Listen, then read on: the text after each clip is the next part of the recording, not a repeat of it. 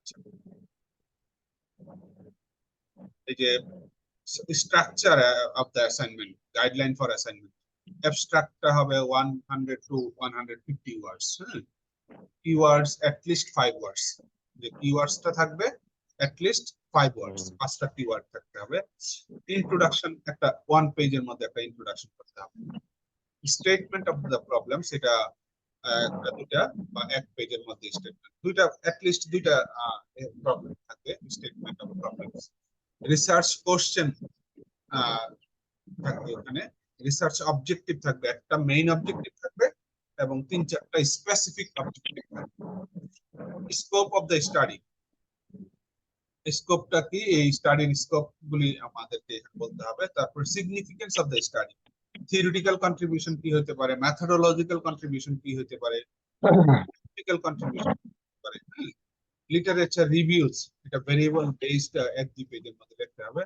Methodological of the study, methodology of the study, এই স্টাডির research ডিজাইনটা এবং অ্যাপ্রোচটা কি হবে, রিসার্চ ফ্রেমওয়ার্কটা কি হবে, পপুলেশন এন্ড স্যাম্পলিং কি হবে, ডেটা কালেকশন প্রসিডিউর কি হবে, ডেটা অ্যানালাইসিস কি হবে, মেজর ফাইন্ডিংসটা এবং অ্যানালাইসিসটা দিতে হবে, কনক্লুশন এন্ড রিকমেন্ডেশন দিতে হবে, লিমিটেশনস অফ দ্য স্টাডি দিতে হবে, সাজেশন, একটা রিপোর্ট, পুরো রিপোর্ট ফরম্যাটে দিচ্ছে আর একদম কি। পুরো একটা রিপোর্ট ফর্মে, suggestion for the further research যদি থাকে এবং রেফারেন্স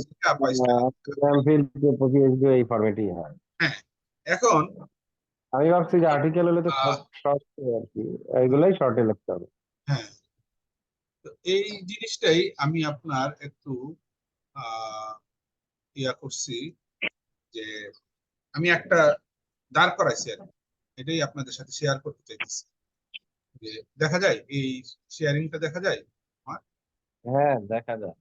এই যে অ্যাবস্ট্রাক্টটা আমি এইভাবে লিখছি, যে sustainable finance and prerequisite for growth and development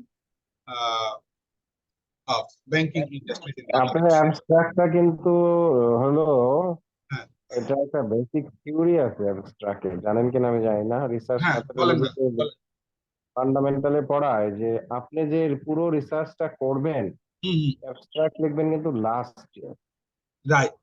এটা না। সামারি একটা পজিশন আর কি, যে ওই জায়গা থেকে আমরা তখন কি থাকবে, কতটা স্যাম্পল নিলাম, কতটা ইয়া নিলাম, এটার আউটকামটা মানে কি, এটা হ্যাঁ, শর্টলি বলাই এটাকে সামারি। বলে অ্যাবস্ট্রাক্ট। এক্সট্রাক্টর আরেকটা নাম হচ্ছে এক্সিকিউটিভ সামারি। হ্যাঁ, এক্সিকিউটিভ সামারিটা, রাইট। এক্সিকিউটিভ সামারিতে প্রথম থাকবে এক লাইন ইন্ট্রোডাকশন, বা নাও থাকতে পারে ইন্ট্রোডাকশন। হুম তারপরে থাকবে যে অবজেক্টিভ কি ছিল, টোটাল টাইটেলে বা রিসার্চের অবজেক্টিভ কি ছিল। হুম তারপরে থাকবে আপনার মেথোডোলজি কি ছিল। হুম, তারপরে থাকবে আপনার ফাইন্ডিংস কি ছিল। রাইট তারপরে থাকবে আপনার কনক্লুশন এন্ড রিকমেন্ডেশন। এই কয় লাইনে মিলাই আসলে অ্যাবস্ট্রাক্ট, প্রত্যেকটা এক লাইন করে লেখা রাইট। টোটাল রিসার্চ শেষে। এখন এখন তো আমরা শিখতেছি, তো এখন তো আমরা নতুন নতুন মানুষ, তো এই জন্য আমরা একটু দাঁড় করাইতেছি আর কি স্যারের মতো করে। এই যে আমি একটা দাঁড় করাইলাম এরকম ভাবে, যে sustainable finance has emerged as a pivotal strategy আপনি কিন্তু ফর আনবেন, এই যে আপনি অ্যানালাইসিস করছেন না, অ্যানালাইসিস। অ্যানালাইসিস পার্টটাতে যে জিনিসগুলো নিয়ে আসছিলেন না, হ্যাঁ হ্যাঁ, ওখানে আপনার কিছু অবজেক্টিভ ছিল যে আমি এই জিনিসগুলো বের করবো, এবং সেই অবজেক্টিভ বের করতে যে একটা কোশ্চেনিয়ার ডেভেলপ করা হয়েছিল, হুম যার ভিত্তিতে সার্ভে করছিলেন। সার্ভে করার পরে আপনি অ্যানালাইসিস দিছিলেন হুম বিভিন্ন ইয়ার উপরে, ধরেন 4-5টা ইস্যুর উপরে, মানে হুম, আপনার অবজেক্টিভ ওরিয়েন্টেড কোশ্চেনিয়ারের উপরে। রাইট। সেইখানে যে ইন্টারপ্রিটেশন করছেন না, হুম হুম সেইটার ফাইন্ডিংটাই 1 লাইন বা 2 লাইন অ্যাবস্ট্রাক্ট। হুম হুম হুম, হুম, আর মেথোডোলজি তো আপনি ওই যে বলছেনই, হ্যাঁ, পুরো রিসার্চ মেথোডোলজিতে একটা চ্যাপ্টারই বলছেন, হুম হুম, ওই চ্যাপ্টার থেকে বেসিক মেথোডোলজিটা নিয়ে আসবে, মানে 1 লাইনে। আমরা তো এখন যাচ্ছি, শিখতেছি, আহ পড়া মানে না, আমার ওই স্টার্টিং আছি। রিসেন্ট পড়াশোনা যেটুকু মনে আছে আর কি।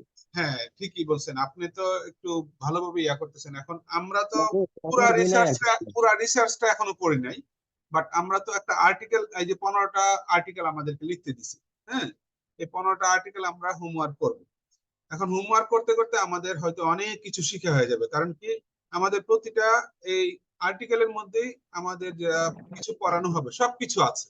যে জিনিসটা আমি একটু আগে শেয়ার করলাম, যে কোনটা কত সাইজ হবে না হবে এগুলি। যেমন আমি একটা অ্যাবস্ট্রাক্ট লিখলাম এখানে, sustainable finance has emerged as a pivotal strategy for driving driving growth and development within the banking industry in Bangladesh. The study based on a total 20 commercial PR category banks out of 36 listed banks in DSE. DSE তে আমাদের যে 36টা bank listed আছে, তালিকাভুক্ত আছে, publicly traded হয়, এর মাঝে আমি 20টা কমার্শিয়াল ব্যাংকে সিলেক্ট করছি এই স্টাডির জন্য, যেটা এ ক্যাটাগরির ব্যাংক।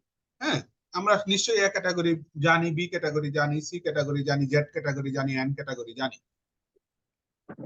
তো this study is an outcome of secondary data. আমি প্রাইমারি ডাটা এখানে কিছুই নেই নাই, fully depending on the secondary data, কারণ আমার এখানে পাবলিশ ডাটা যা আছে লিস্টেড কোম্পানিতে, সেই লিস্টেড ডাটার উপর আমি ডিপেন্ড করে এই স্টাডিটা। সেকেন্ডারি ডাটা সোর্স কি?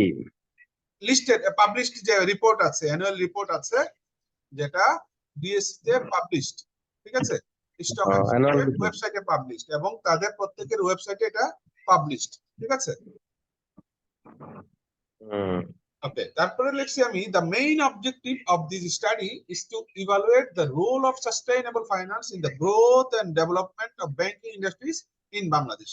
কিন্তু অ্যাবস্ট্রাক্টে কিন্তু অবজেক্টিভ আগে আসবে, তারপর হ্যাঁ। মেথডোলজি আসবে। এরপরে অবজেক্টিভটা আসবে না নাকি আগে মেথডোলজি? আসবে, অবজেক্টিভটা আগে আসবে। যেমন ওই যে আপনার আচ্ছা, অবজেক্টিভ আচ্ছা, কি যে বলতেছেন, যেটা এটা আগের হ্যাঁ। লাইনে যাবে। ও মেথডোলজি গুলো ডাটা কোথা থেকে নিছেন ওটা পরের লাইনে আছে। এটা আগে নিয়ে আসবো না? হ্যাঁ, মানে সিরিয়ালটা এরকম। এই যে right, thank you very much. এই জন্য আমার ছোট অভিজ্ঞতা ভুল হতে পারে ভাই, আমি আমার না, অভিজ্ঞতা শেয়ার ঠিক করি। আছে, ঠিক আছে, ভালো কথা বলছেন। এই জন্যই তো গ্রুপ স্টাডি। এটা আপনি অনলাইনে how to right executive summary of a research হ্যাঁ, এই নিয়ে সার্চ দিলে ক্লাস পাবেন, অথবা how to write an abstract of a research article, ওই থেকে আপনি এই গাইডলাইনটা পেতে পারেন যে একটা অ্যাবস্ট্রাক্ট কিভাবে লেখা উচিত। একটা ক্লাস যদি মানে আপনি ইউটিউব থেকে দেখে নেন ভালো হবে। হ্যাঁ, এটা আমি নিছি অলরেডি, এটা আমি ডাউনলোড করছি, বুঝছেন? এটা ডাউনলোড করছি, পরে আমি একটা আরো বড় বড় জিনিস ডাউনলোড করছি, বুঝছেন? আমার কাছে এই যে দেখেন, একদম পুরা ডিসার্টেশন ইয়াটাই, একটা পুরা ডিসার্টেশন, পিএইচডি পুরা ডিসার্টেশন, 250 পেজের একটা ইউনিভার্সিটির, এটা পুরা ইয়া করছি। হ্যাঁ, এরকম ভাবে আমি সব জিনিসই আস্তে আস্তে লিখছি। হ্যাঁ, যেমন এটার ক্ষেত্রে আমরা যেটা করছি, আমি বেস করছি একটা আর্টিকেলকে, যেটা পাবলিশড হয়েছে আপনার, এটা পাবলিশড হয়েছে একটা ইয়াতে, এখানে এইভাবে লিখছে, এই আর্টিকেলটাই, যে আর্টিকেলটা আমি লিখলাম, এই আর্টিকেলটাই ওইখানে পাবলিশড হয়েছে, যেটা এখানে লিখছে, the present study is about sustainable finance, a prerequisite for growth and development of banking industry in Bangladesh. The study is based on a total number of 20 commercial banks and 120 respondents consisting the bank owners. This study is an outcome of both the primary and secondary data. The requisite primary data were collected using structured questionnaire.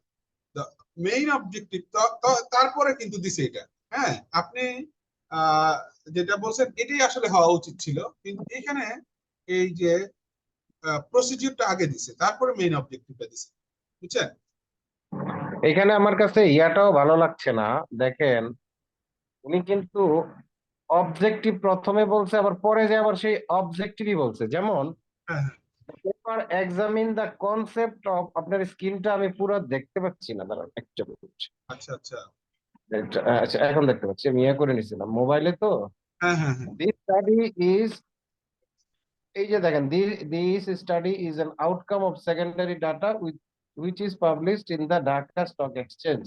হ্যাঁ, ঠিক আছে, এটা হলো মানে রিসার্চের ইয়াটা, কিন্তু papers examine এটা কিন্তু objective. Right, Concept of sustainable finance and its relevance to the banking industry of Bangladesh. হ্যাঁ, এইটুক না দিলেও এটা কিন্তু অবজেক্টিভ, এটাও অবজেক্টিভ, রাইট, এটাও উপরে যাওয়া উচিত। তারপরে দেখেন, is discuss the potential benefit of interrogating key sustainable principle into banking practices, including and key enhance risk management, improve reputation, and assess key access to new market and investor. Hmm. Furthermore, the paper analyzed the current state of sustainable finance initiative in Bangladesh, highlighting existing policies, regulation, and marketplace, identify key challenges, and এই যে কি identifies হুম, এইটাই হলো আসলে finding, বুঝছেন? Identifies key challenges and barriers to the owner, এখানে কিন্তু findings নাই। হুম। তার মানে এই অ্যাবস্ট্রাক্টটা তো সঠিক না। আচ্ছা, জানি হ্যাঁ। না এটা পাবলিশ হয়েছে কিনা কোথাও, না, না, বাট না, এই এটা পাবলিশড হয় নাই। পাবলিশড হয়েছে যেটা, এটা আমি দেখাইতেছি আপনাকে। এখন আরেকটা শেয়ার করি। এই তাহলে অ্যাবস্ট্রাক্টটা লেখা ঠিক হয় নাই। এই অ্যাবস্ট্রাক্ট লেখা ঠিক হয় না। এখন যেটা দেখাচ্ছি, এই যে এটা দেখেন। এখন কি দেখা যাচ্ছে? এটা আরেকটা, হ্যাঁ। হ্যাঁ, হ্যাঁ। আচ্ছা, শুধু দেখেন, এই যে the present study is about sustainable finance, a prerequisite for growth and development of banking industry in Bangladesh. হ্যাঁ। এটা কিন্তু একটা objective. The study is based on total number of other commercial bank and total response countries in the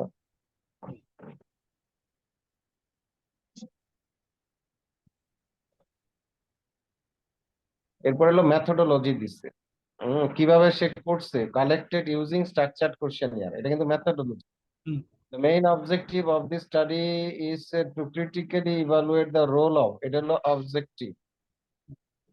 The study reveal, এটা হলো findings, বুঝছেন? ওই যে বললো না যে প্রথমে হলো অবজেক্টিভ, তারপর মেথোডোলজি, তারপর ফাইন্ডিংস থাকতে হবে, যেখান থেকে ফাইন্ডিং ব্যাখ্যা করতে। দি study reveal that the level of perception of the most of the respondents were found to be very high in terms of their awareness, benefits, beliefs, attitude, and understanding as regards of decision of sustainable finance. অনেক বড় findings. হুম। আচ্ছা, এবার আমি দেখতেছি conclusion করতে থেকে শুরু করছি। এই যে দেখেন, দি হুম। মেজর সাজেশন আছে না, হ্যাঁ, হ্যাঁ, এই the last major suggestions. Conclusion and recommendation, হুম। মানে এখানে কিন্তু স্ট্রাকচার ঠিক আছে। রাইট। মানে The আমাদের major কিন্তু suggestions অনেকে for বুঝি না যে addressing আমরা challenges put অ্যাবস্ট্রাক্ট লিখে forward. ফেলি। অ্যাবস্ট্রাক্ট কিন্তু একটা স্ট্রাকচার আছে, রাইট। এটা আপনি অনলাইনে পাবেন। Structure of N executive summary, structure of N abstract দিয়ে সার্চ দিলেই পাবেন। হ্যাঁ, না, ঠিক আছে, আমরা তো পাবোই, বাট আমরা আমাদের মতো করে আর্টিকেল গুলি লিখতে হবে। হ্যাঁ, হ্যাঁ, আপনাদের মতো করে লিখবেন, আর্টিকেল গুলি লিখতে মানে হবে। মানে যাই লেখেন স্ট্রাকচার ঠিক থাকলে। রাইট। আরো মনে হয় আপনাদেরকে বেশি পেলে এখন থেকে স্ট্রাকচার ঠিক আছে। আপনাদেরকে মনুর স্যার নিশ্চয়ই আপনাদেরকে হোমওয়ার্ক দিচ্ছে বা কিছু একটা না, দিচ্ছে। দেয় না, এখনো কিছুই দেয়নি। তাই না? আপনাদেরকে আমাদের তো যে 20টা আর্টিকেল ডাউনলোড করে প্রিন্ট করে করতে হবে, আমি সেটা মানে রিলেটেড টু মাই টপিক, এমন টপিকের আর্টিকেল হইতে হবে যেটা একেবারে related to my topic. Related to your topic, right. আপনি আপনার যে টপিকটা আছে এই টপিকটার সাথে আমরা আমাদের professor doctor Zahir Rehan sir যে আমাদের টপিক রিলেটেড এই 15টা আর্টিকেল দিছে, এগুলি লিখতে একটা একটা করে। তো এখন আলোচনা করতে গেলে কিছু জিনিস বের হয়ে আসবে, যেমন এখানে আপনি যেটা ধরলেন যে এখানে কিন্তু ফাইন্ডিংসটা নাই। এখানে স্যারের এই যে আর্টিকেলটা, এই আর্টিকেলটার মধ্যে the major suggestions for addressing recommendation, recommendation put forward. স্ট্রাকচারের লাস্ট পার্টে থাকবে রিকমেন্ডেশন এন্ড কনক্লুশন, কনক্লুশন আগে তারপর রিকমেন্ডেশন। এটা এখানে যেটা বলতেছে যে by respondents have been loan sanctioning founding on proper appraisals of loan applications and improving operational efficiency. The relevant bank authorities should implement the suggestions in order to improve the sustainable finance related factors. যেমন আপনার keyword কি হবে, sustainable finance, এরকম আচ্ছা, কিছু keyword যেটা হ্যাঁ, আপনার পুরো রিসার্চের মেইন যে জিনিসগুলো ইউজ করছেন, আচ্ছা, যেগুলো এই আপনাদের কিওয়ার্ডগুলি আমি যেটা লিখছি সেটা হলো সাস্টেইনেবল ফাইন্যান্স, যেহেতু এটা মূল এটা এক নম্বর সাস্টেইনেবল। কিওয়ার্ডই হবে। এক নাম্বার কিওয়ার্ড এটা। 2 নাম্বার কিওয়ার্ড দিছি আমি ESG, environmental, social and governance criteria. ESG নিয়ে এটা সারা আপনার অবজেক্টিভ এন্ড ফাইন্ডিংস থেকে যেটা পাইছেন সেখানে একটা কিওয়ার্ড পেয়ে যাবেন। আমি তো আসলে এই পুরো আর্টিকেল বা পুরো বিষয়ে অভিজ্ঞ না, না যার জন্য কিওয়ার্ড বিষয়টা কি হওয়া উচিত আমার বিষয়টা আইডিয়া আমিও নেই। অভিজ্ঞ না, ঠিক আছে। আমরা যেহেতু স্যারে এখন হোমওয়ার্ক দিছে, আমরা তো আর্টিকেল গুলি লিখতে হবে, এই জন্য আলোচনা করে নিচ্ছি, কারণ সবার তো একই রিসার্চের ইয়া তো একই, একই ফ্রেমওয়ার্ক না, তো একই, কারো টপিক ফ্রেমওয়ার্ক না, আলাদা কারো। স্ট্রাকচার এক।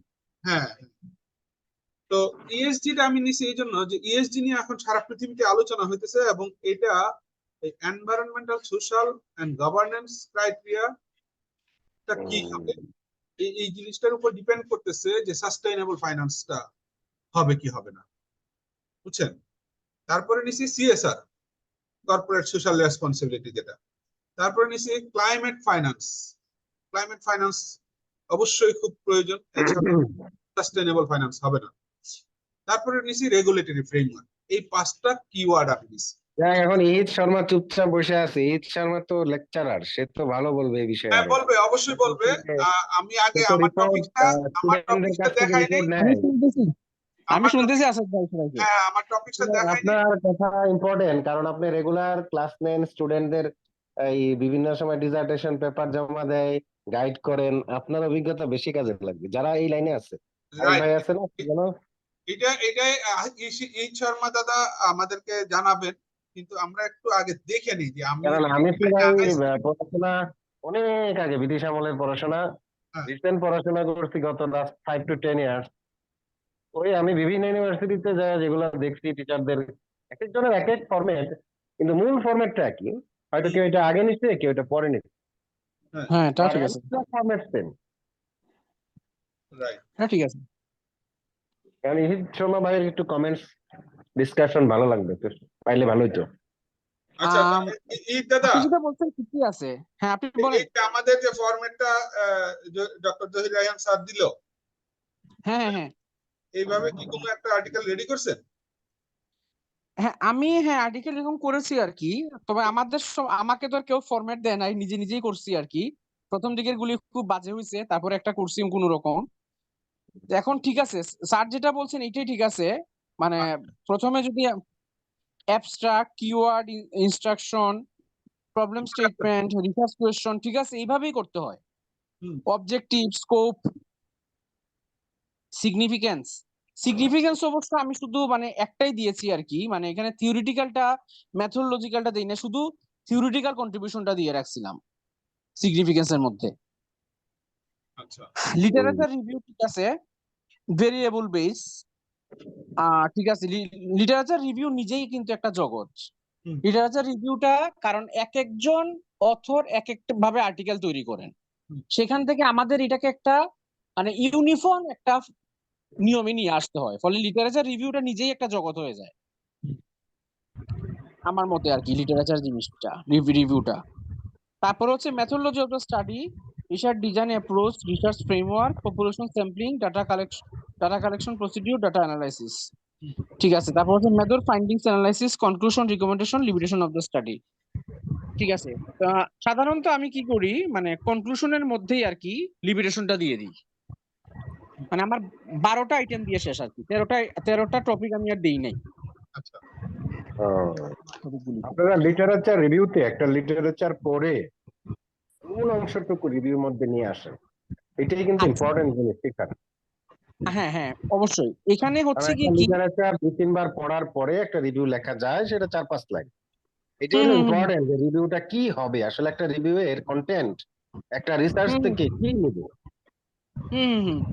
এই বিষয়ে তো আপনার একটু। আমি, আচ্ছা আসাদ ভাই, আমি যেটা সাধারণত করেছি আর কি, যে আমি আমার ভাষায় বলি, মানে মনে করা যাক একজন ব্যক্তি উনি প্রফিটেবিলিটি অ্যানালাইসিস নিয়ে একটা কাজ করলেন, তো আমি এইভাবে বলি যে উনার একটা টপিক ছিল, উনি এই ভেরিয়েবল গুলি নিয়েছেন, মানে ভেরিয়েবল মানে ডিপেন্ডেন্ট ইন্ডিপেন্ডেন্ট ভেরিয়েবল নিয়েছেন।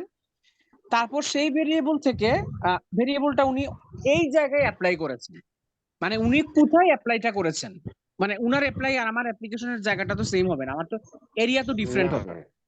তারপরে এরিয়াটা লেখার পরে বলি উনি এই জিনিসটা পেয়েছিলেন, উনি দেখেছেন যে এই ফাইন্ডিংসটা মেজর ফাইন্ডিংসটা ফাইন্ডিংস, হ্যাঁ এতটুকুই আমি মানে লিখছি। মানে বেসিক্যালি একটা রিভিউতে আপনি আসেন যে উনি কোন কোন ভেরিয়েবলের এগেইনস্টে রিসার্চটা করে তার হ্যাঁ ফাইন্ডিংসটা কি ছিল। পেয়েছেন। আরেকটা হচ্ছে ওনার ফিল্ড কি ছিল, অনেক সময় তাদের ফিল্ড মিলতেছে না। যেমন না আমি, ফিল্ম না মিললে তো লিটারেচার রিভিউ নেওয়াই যাবে না ওটার থেকে। না আমি বলতে চাচ্ছি যেমন ধরা যায় একজন ফিল্ড ব্যক্তি, না টপিক মিলতে পারে, ফিল্ড না মিলতে পারে। আচ্ছা ধরেন দাদা, আপনি এই স্যাটিসফ্যাকশন নিয়ে কাজ করেন। Yes. দাদা ইহিত দাদা, হ্যাঁ আপনি আপনার যে আর্টিকেলটা লিখছেন না, এই আর্টিকেলটা শেয়ার করেন, শেয়ার করে আহ, তারপরে ডিসকাস করেন, তাহলে জিনিসটা একদম ফ্রুটফুল হবে। আচ্ছা দাঁড়ান, আমার ল্যাপটপটা অবশ্য ভার্সিটিতে, ল্যাপটপটা আমার ভার্সিটিতে মোবাইল আছে। দিয়ে শেয়ার করতে পারবেন, মোবাইলে যদি আচ্ছা থাকে, আমি অথবা দেখতেছি, আমি দেখতেছি। অথবা আপনি হোয়াটসঅ্যাপে দিয়ে দেন, আমি শেয়ার করে দিই।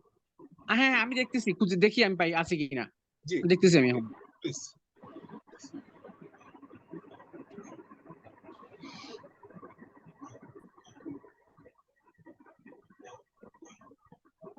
কারণ লিটারেচার রিভিউ কামাল ভাই হ্যাঁ ডিপেন্ড করতে হবে যে আপনার রিলেটেড টপিক না হইলে হয়। প্রথম কথা হলো ওইটার লিটারেচার রিভিউ করা যাবে না।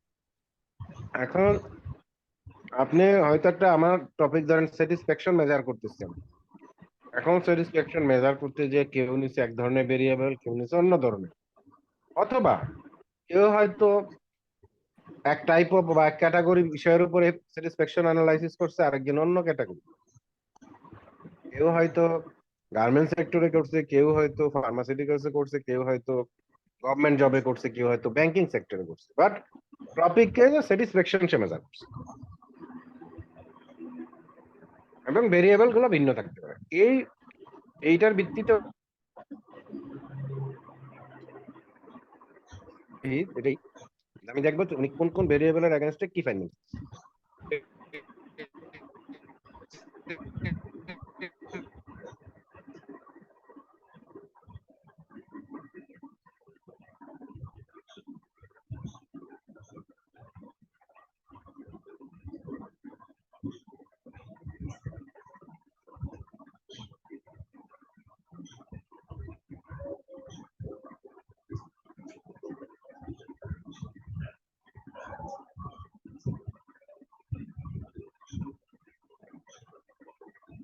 তাহলে অ্যাবস্ট্রাক্ট লিখতে গেলে, হ্যাঁ মাসুদ ভাই,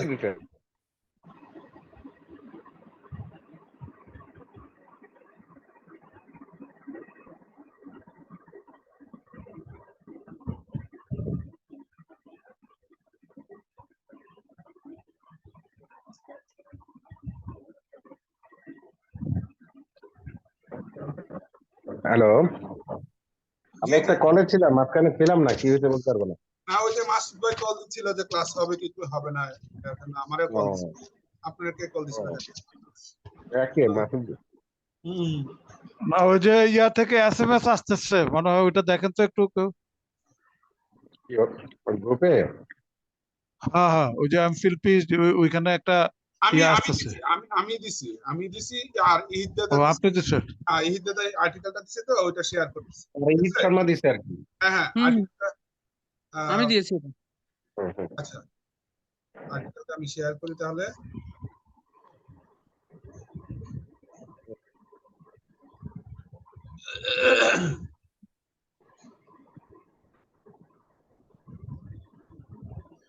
আরেক ভাই আছে না লেকচারার, অ্যাসিস্ট্যান্ট প্রফেসর, ওই সাইফুল ভাই, ওই সাইফুল ভাই কই? সাইফুল ভাই মানে ব্যস্ত। দুই প্রফেসর গাইড দিলেই তো আমরা হয়ে যায়, ইহিত আর হ্যাঁ সাইফুল এটাই তো ভাই। কথা। হ্যাঁ দিয়েছি আমি। হ্যাঁ এইটা শেয়ার করতেছি ভাই, শেয়ার করতেছি। লেটেস্ট হ্যাঁ ঠিক আছে, গাইডলাইন গুলো ওনারা আপডেট থাকবে, ওনারা একাডেমিক সেক্টরে আছে। রাইট। আমি ধরেন 18 থেকে 20 হাইয়েস্ট 20 সাল পর্যন্ত আপডেট আছে, এরপরে 4 বছরের কোনো আপডেট আমার কাছে নেই।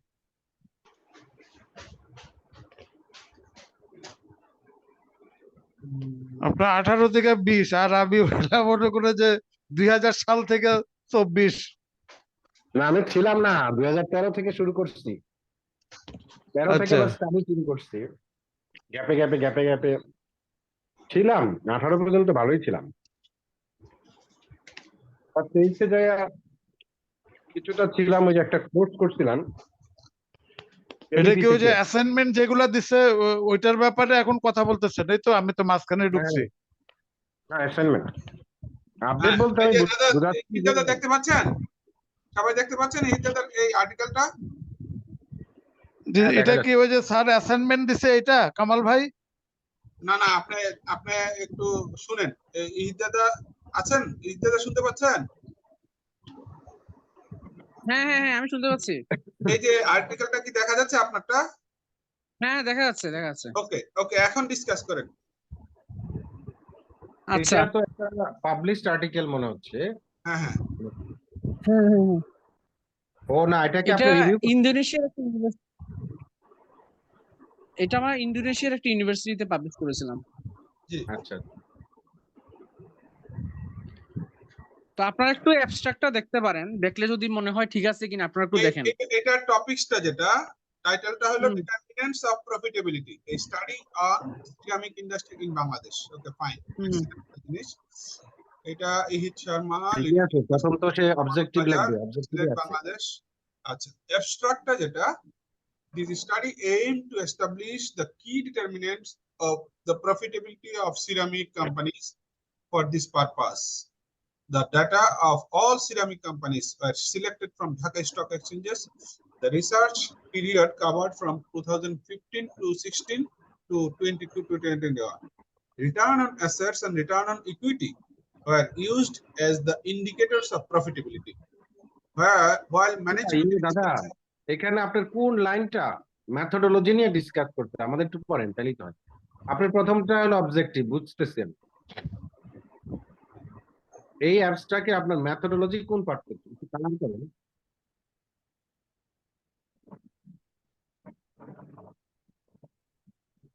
ওয়ালাইকুম আসসালাম হাফিজ ভাই। হ্যালো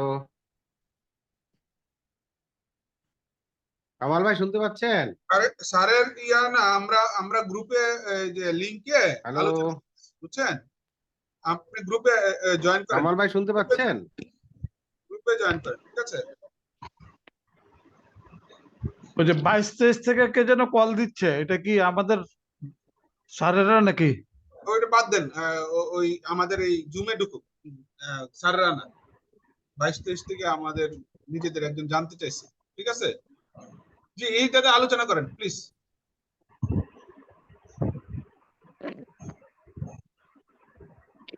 আমি কিছুই শুনতে পাচ্ছি না।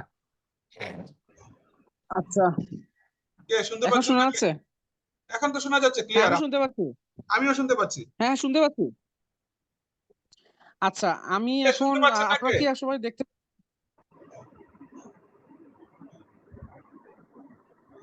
সবাই মনে হয় শুনতে পাচ্ছেন? হ্যাঁ, সবাই শুনতে পাচ্ছি, জি প্লিজ। আচ্ছা ঠিক আছে, এখন আমি যেটা কাজ করেছি আর কি, এটা তো হচ্ছে মানে প্রফিটেবিলিটি ডিটারমিনেন্ট করা। আমি অনেকক্ষণ শুনতে এটা পাই আমি নাই নিজে এখন। নিজেই কাজ করেছি। আমি আসলে অনেকক্ষণ ডিসকানেক্টেড ছিলাম। আমার একটা ওই কোশ্চেন, নেটওয়ার্ক। আপনি বোধহয় আলাপ করতেছিলেন, আমি শুনতে পাই নাই। হ্যাঁ বলেন। যে এইখানে আপনার যদি একটু হ্যাঁ মার্কার দিয়ে বা একটু ওই যে আন্ডারলাইন করতে পারতেন যে আমি ডিসকাস করছি প্রথম অবজেক্টিভ, এই কতটুকু আমার অবজেক্টিভ, এই আচ্ছা কতটুকু আমার মেথোডোলজি, এই কতটুকু আমার ফাইন্ডিংস, এই কতটুকু আমার কনক্লুশন এন্ড রিকমেন্ডেশন। এইভাবে দেখাইলে আসলে অ্যাবস্ট্রাক্টটা বুঝতে সুবিধা হয়। হ্যাঁ, এটাও ঠিক। মানে একটা লোক একা একটা দেখতেছে যে সবগুলা টাচ করছে কিনা বোঝার জন্য। বুঝছি বুঝছি। আচ্ছা তবে ধরেন এটাও এই জায়গাটা যেটা, এটা কি?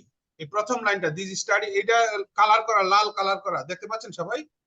হ্যাঁ হ্যাঁ লাল হ্যাঁ, কারাতে তো আমি বুঝতেছি না। আচ্ছা, দি এটা তো স্টাডি আমাদের উদ্দেশ্য, aim to রিসার্চের establish the key objective. determinants of the profitability. হ্যাঁ, The data of all ceramic. না দাদা, the data of all ceramic were selected for Dhaka Stock Exchange. মানে এটা আপনার অবজেক্টিভ কি তাহলে 2 লাইন?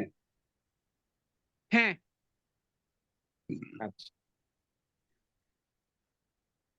দ্যাট মিন্স তারপর হচ্ছে আপনি ঢাকা স্টক এক্সচেঞ্জের ইয়ের এগেনস্টে আপনি স্টাডিটা করছেন এই বিষয়ের উপরে, এইটুক।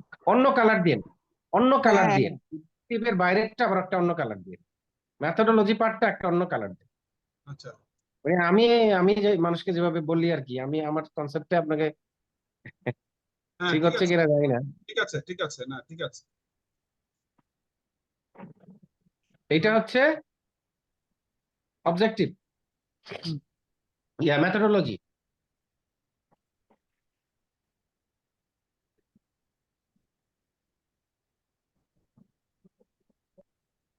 কই দাদা, কই এই দাদা কি আছেন?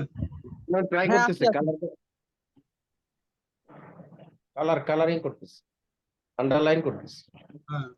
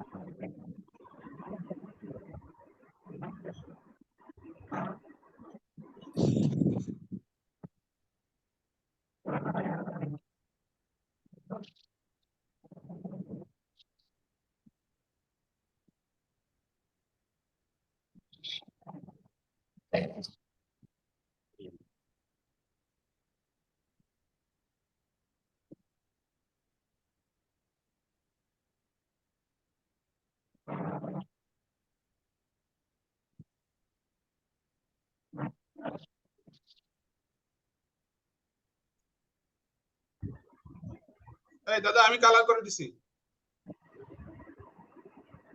আপনি আলোচনা আচ্ছা করেন। ভাই, এখানে দুইটা অ্যাবস্ট্রাক্ট আছে, মানে স্পেলিং ভিন্ন, দুটোটার তো অর্থ এক, কিন্তু দুইটা মানে এরকম কি হওয়ার কথা নাকি? না, অ্যাবস্ট্রাক্ট। ব্যাপারটা হচ্ছে প্রত্যেকে যার যার মতো করে লিখতেছে। স্যার একটা অ্যাসাইনমেন্ট দিছে, তার তার তার অ্যাসপেক্টে বা তার ইয়েতে লিখবে। সে যে আর্টিকেল থেকে যে টপিক নিয়ে কাজ করবে তার তো ভিন্নই হবে। না না, এই যে অ্যাবস্ট্রাক্ট মানে বিমূর্ত যেটা, এটা তো উপরে এক বানান নিচে আরেক বানান, এটা আর কি স্পেলিং। আরে ওটা ওটা বাদ দিন, ওটা ভুল হইতে পারে, ওটা ভুল হইতে পারে, ওটা কোন issue? এটা হইতে পারে না। এটা হয়তো সে আরেকটা অ্যাবস্ট্রাক্ট দেখার জন্য রাখছে কিনা।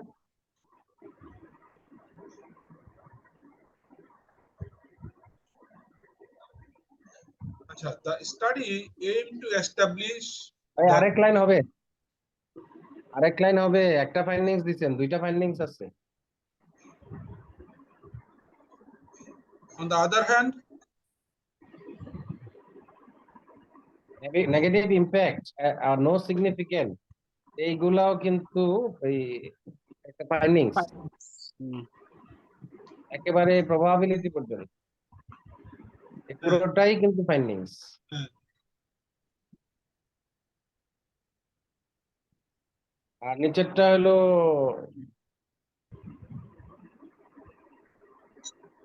Recommendation and conclusion. হয়েছে তো, সুন্দর হয়েছে তো। এখন এখন আপনারা দুইজন আবার ব্যাখ্যা করেন আমাদের, তাহলে আমরা and দাদা তো হারায় গেল, আমি তো মার্ক করলাম, ঠিক আছে। আমি আছি, কই আমি আছি আছি। আসেন কথা বলেন, এই যে আমি মার্ক না আপনি করলাম তো আপনার আর্টিকেলটা। আপনি তো মার্ক করতেছিলেন, এই জন্য আমি অপেক্ষা করতেছিলাম। না না না, আমরা মার্ক করা তো চলতেই থাকবে, কথা বলতে থাকেন। এখন বোঝা যাবে আর কি আপনার অ্যাবস্ট্রাক্ট যা হওয়া উচিত ছিল তা হয়েছে কিনা। এখন রাইট, ভাষাগত ভিন্নতা থাকতেই পারে, সেটা হলো আপনার রিসার্চের সাথে রিলেটেড। আপনার এটা ডিসার্টেশন পেপার মনে করেন, ইহিদাদা ডিসার্টেশন পেপার, আর আমরা এলাম সব ডিসকাশন। আপনার ব্যাপার হলো এই আমরা হিসাব করতেছি যে আমার আর্টিকেলের অ্যাবস্ট্রাক্ট ঠিক আছে কিনা, এইটা নিয়ে এখন আমার নলেজটা আমি শেয়ার করছি। বাকিদের নিশ্চয়ই এর চেয়ে বড় নলেজও থাকতে, বাস নলেজ থাকতে পারে যে না এটাতে আরো এটা হয়, এরকম কিছু আছে কিনা কারো জানা আছে? অ্যাবস্ট্রাক্ট বলতে সাধারণত আমরা যেটা বলি আর কি, আমাদের আরো সিনিয়ররা যেটা বলেন যে অ্যাবস্ট্রাক্ট হচ্ছে এমন কিছু যে আমি পুরা রিসার্চের কাজটা আমি 10-15 লাইনে কাউকে বলে ফেললাম, ওইটাই ও, অ্যাবস্ট্রাক্ট। বা কোনো একজন আমাদের সিনিয়ররা আমাদের ভার্সিটিতে বলেন যে একটা মানুষ অ্যাবস্ট্রাক্ট করে পরেই বুঝে যাবে, হ্যাঁ আমি এই কাজটা করেছি, অমুক সময়ে করেছি, এই ভেরিয়েবল নিয়ে করেছি, এই পেয়েছি, এইটা মানে অ্যাবস্ট্রাক্ট। আমার আসাদ ভাই সম্ভবত বলছিলেন যে অ্যাবস্ট্রাক্ট মানে হচ্ছে এক্সিকিউটিভ সামারি, একদম ঠিক হ্যাঁ আছে, হ্যাঁ, আমি ওইটার সাথে সম্মত। এটা আসলে একটা না, এটা বইও সামারি আছে আমাদের এই যে যে বইটা স্যার পড়ায় রিসার্চ মেথোডোলজি, এখানেও হ্যাঁ দেখবে হ্যাঁ হ্যাঁ how to write an executive summary. একটা হুম, চ্যাপ্টারে হুম। বোধহয় আছে আমার যতটুকু মনে পড়ে। আবার আমাকে প্রফেসর শরীয়তুল্লাহ, ওই যে ঢাকা ইউনিভার্সিটির এখন head of the chairman leadership and হুম, কি হুম। ডিপার্টমেন্ট যেটা খুলছে, আবার প্রফেসর আলী আহসান, উনি বাংলাদেশের বড় বড় যমুনা সেতু টেতু প্রজেক্টের রিসার্চার ছিলেন। উনি আমাদের মেথোডোলজিটা আচ্ছা, পড়াইছিলেন। উনিও বলছিলেন যে রিসার্চ মেথোডোলজি পড়াইতে গিয়ে উনি বলছিলেন যে অ্যাবস্ট্রাক্ট কি হবে, একটা অ্যাবস্ট্রাক্ট হবে কয়েকটা বিষয় থাকতে হবে, শর্টে টোটাল রিসার্চটা বুঝাইতে হবে, পুরো রিসার্চটা শর্টে রাইট, বুঝাইতে হবে। বলতে পারেন যে লিটারেচার রিভিউ কই থেকে নিব, আমার একটা চালাকি বুদ্ধি হচ্ছে লিটারেচার রিভিউ ওই লিটারেচারের অ্যাবস্ট্রাক্ট থেকেও নেওয়া যায়, এক্স্যাক্টলি, বুঝছেন? একদম তা ঠিক। আপনি যদি চালাক হ্যাঁ, হন, হ্যাঁ, হ্যাঁ। আমি কাউকে বলতে চাই নাই, কিন্তু আমাদের সবাই বয়স্ক, আমার এক্সপিরিয়েন্স আপনার কাজে লাগবে এই চিন্তায় বললাম অ্যাবস্ট্রাক্ট থেকে নেওয়া যায়। Exactly. কারণ হ্যাঁ, ওখানে কিন্তু আপনার ফাইন্ডিংসটা আছে, শুধু ভেরিয়েবলটা আপনার নাও থাকতে পারে, শুধু এইটুকু ক্যাচ করবে। তো যেটা বলতেছিলাম যে লিটারেচার রিভিউ লিখতে গেলে এক্স্যাক্টলি, ওনারা হ্যাঁ। বলতো, ফার্স্টে বলতো যে তুমি প্রথম লাইনে যাই লেখো, যদি একটু বড় অ্যাবস্ট্রাক্ট লেখার সুযোগ দেয়, অনেক রিসার্চ জার্নাল কিন্তু বলে যে আমার রিসার্চ অ্যাবস্ট্রাক্ট হবে 30 ওয়ার্ডে, 50 ওয়ার্ডে, কেবল 100 ওয়ার্ডে। দেখেন, জার্নালে তো পাবলিশ করতে হবে আপনাদের আর্টিকেল ফিউচারে, আমি পাবলিশ করছি একটা, এই জন্য বলতেছি। ওরা একটা ফরম্যাট দেয় যে আমার অ্যাবস্ট্রাক্ট 50 ওয়ার্ডে শেষ করতে হবে, তখন অপশন থাকে না। যদি বড় হয় তাহলে দেখবেন যে একটা এই ব্যাকগ্রাউন্ড লেখে, কেন রিসার্চটা দরকার এক লাইনে লেখে, তারপর অবজেক্টিভ লেখে। কিন্তু বেসিক থিওরি যেটা শরীয়তুল্লাহ স্যার বা আলী হাসান স্যার বলতো, যে প্রথম আপনাকে অবজেক্টিভটাই লিখতে হবে, এবং সেটা কিন্তু কোন অবজেক্টিভ লিখবেন, আপনার অবজেক্টিভ কিন্তু যখন আর্টিকেল ইয়েতে লেখেন, রিপোর্টে লেখেন, কিন্তু ব্রড অবজেক্টিভ, স্পেসিফিক অবজেক্টিভ, আরেকটা হলো আদার্স, মানে অনেকগুলা অবজেক্টিভ যেগুলো থাকে আর কি, সাথে রিলেটেড 6-7টা অবজেক্টিভ। হ্যাঁ, হ্যাঁ, হ্যাঁ, ঠিক তো আছে। এইখানে বলে যে ব্রড অবজেক্টিভটাই শুধু লিখবেন, আর স্পেসিফিক অবজেক্টিভটা লিখবেন। লেখা শেষ হলে এবার ম্যাথোডোলজিতে যাবেন। ম্যাথোডোলজিতে কি উল্লেখ করবেন ওনারা পড়াইতো, মেথোডোলজিতে আনবেন আপনার রিসার্চটা কোন টাইপের রিসার্চ এবং কোত্থেকে টাকা নিচ্ছেন, এইটুকু থাকলেই হবে। রিসার্চটা একটা একটা ক্যাটাগরি আছে না, যে আমি এই টাইপের রিসার্চ করছি, রিসার্চটা ছিল ওই টাইপের। আমাদের রিসার্চের ক্লাসিফিকেশন পড়াইছে না, মনে আছে তো আপনাদের? আমি খুব ভালো মতো পড়ি হ্যাঁ, নাই, আছে বাট আছে, ক্লাসিফিকেশন পড়েছে, এই হ্যাঁ। রিসার্চটা আসলে কোন টাইপের রিসার্চ ছিল, এবং এখানে এই যে পুরো রিসার্চটা ডাটা কিভাবে নিচ্ছে এবং অ্যানালাইসিস কোন ফরম্যাটে করছে, এইটুকু আনলে বেস্ট হয়। যদি ছোট হয়, জাস্টটাকে জায়গা কম দিছে, ওয়ার্ড কম, তাইলে তাইলে মেইনলি বলবে যে এটা কোন টাইপের রিসার্চ ছিল এবং সোর্স অফ ডাটা কি। তারপরে বলছে যে এবার আপনি মেজর ফাইন্ডিং, যেমন স্পেসিফিক অবজেক্টিভ লিখছেন, এখানে মেজর ফাইন্ডিং লিখবেন, যে ইমপ্যাক্ট আছে না নাই, বা সিগনিফিক্যান্ট আছে বা নাই, ওই যে এই ভেরিয়েবল নিয়ে কথা বলছি, এইটুকুই। তারপরে বলছে যে এবার আপনি একটা কনক্লুশন দিবেন এক লাইনে, এবং এক লাইনে একটা রিকমেন্ডেশন দিবেন। এটা ডিপেন্ড করতেছে আপনার 100 ওয়ার্ড না 50 ওয়ার্ড। এটাই ছিল আসলে বেসিক স্ট্রাকচার। মানে মূল বক্তব্য যদি বলি, অ্যাবস্ট্রাক্টের মূল কথা হচ্ছে পুরো রিসার্চটা কি এটা যেন সংক্ষেপে বুঝতে পারে। কিন্তু এটা আবার বলে দিচ্ছে যে সংক্ষেপে বুঝতে পারলেই হবে না, ওখানে এই বিষয়গুলো থাকতে হবে। হ্যাঁ, ঠিক নরমালি আছে। কিন্তু একটা অ্যাবস্ট্রাক্ট, মানে আমরা এই পর্যন্ত যত আর্টিকেলই দেখি, যত রিসার্চের ইয়া দেখি, নরমালি অ্যাবস্ট্রাক্টটা কিন্তু 1-150 ওয়ার্ডের বেশি হয় না। 50 ওয়ার্ডেরও আছে, 100 ওয়ার্ডেরও আছে, রাইট, সেটাই বলতেছি। ওটা জার্নাল টু এখানে জার্নাল। চাইলেই কিন্তু আমি 2 পৃষ্ঠা লিখে ফেলতে পারবো না।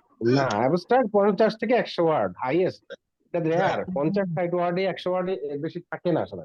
হ্যাঁ। এখন এই জায়গার এই অ্যাবস্ট্রাক্টটাতে যেটা আমরা দেখতেছি এখানে, the regression analysis showed that liquidity and farm size have a statistically significant positive impact on profitability, sales growth, capital intensity, and management efficiency.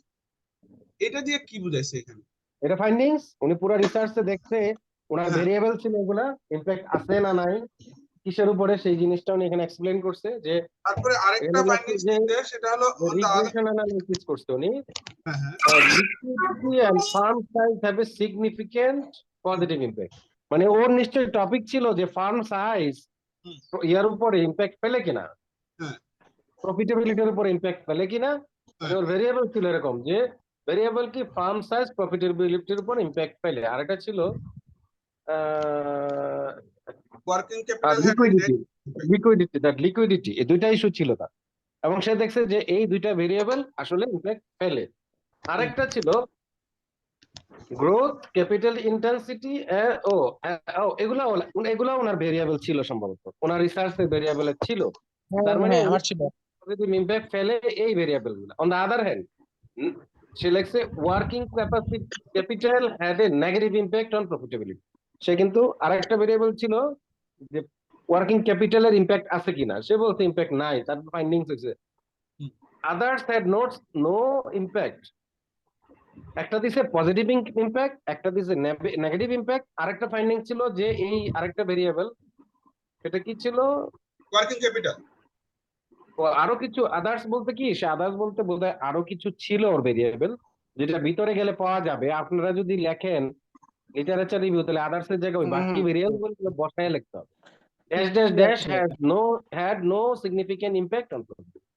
R last others বলতে আমার সম্ভবত হ্যাঁ ওই লাস্ট আর্টিকেলে যেটা বলা হয়েছে, therefore this research concludes that we should emphasize liquidity and farm size more to increase ceramic companies profitability.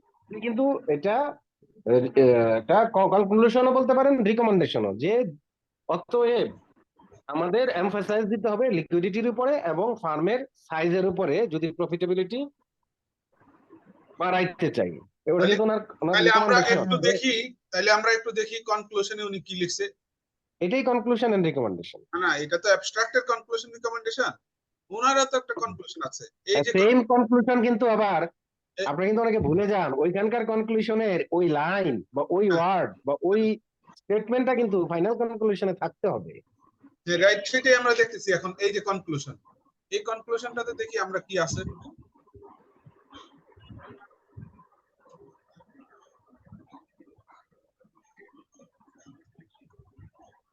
দেখতেছেন আপনারা স্ক্রিনটা কি দেখতেছেন আপনারা? হ্যাঁ দেখতেছি। আচ্ছা, কনক্লুশনে কি বলতেছে?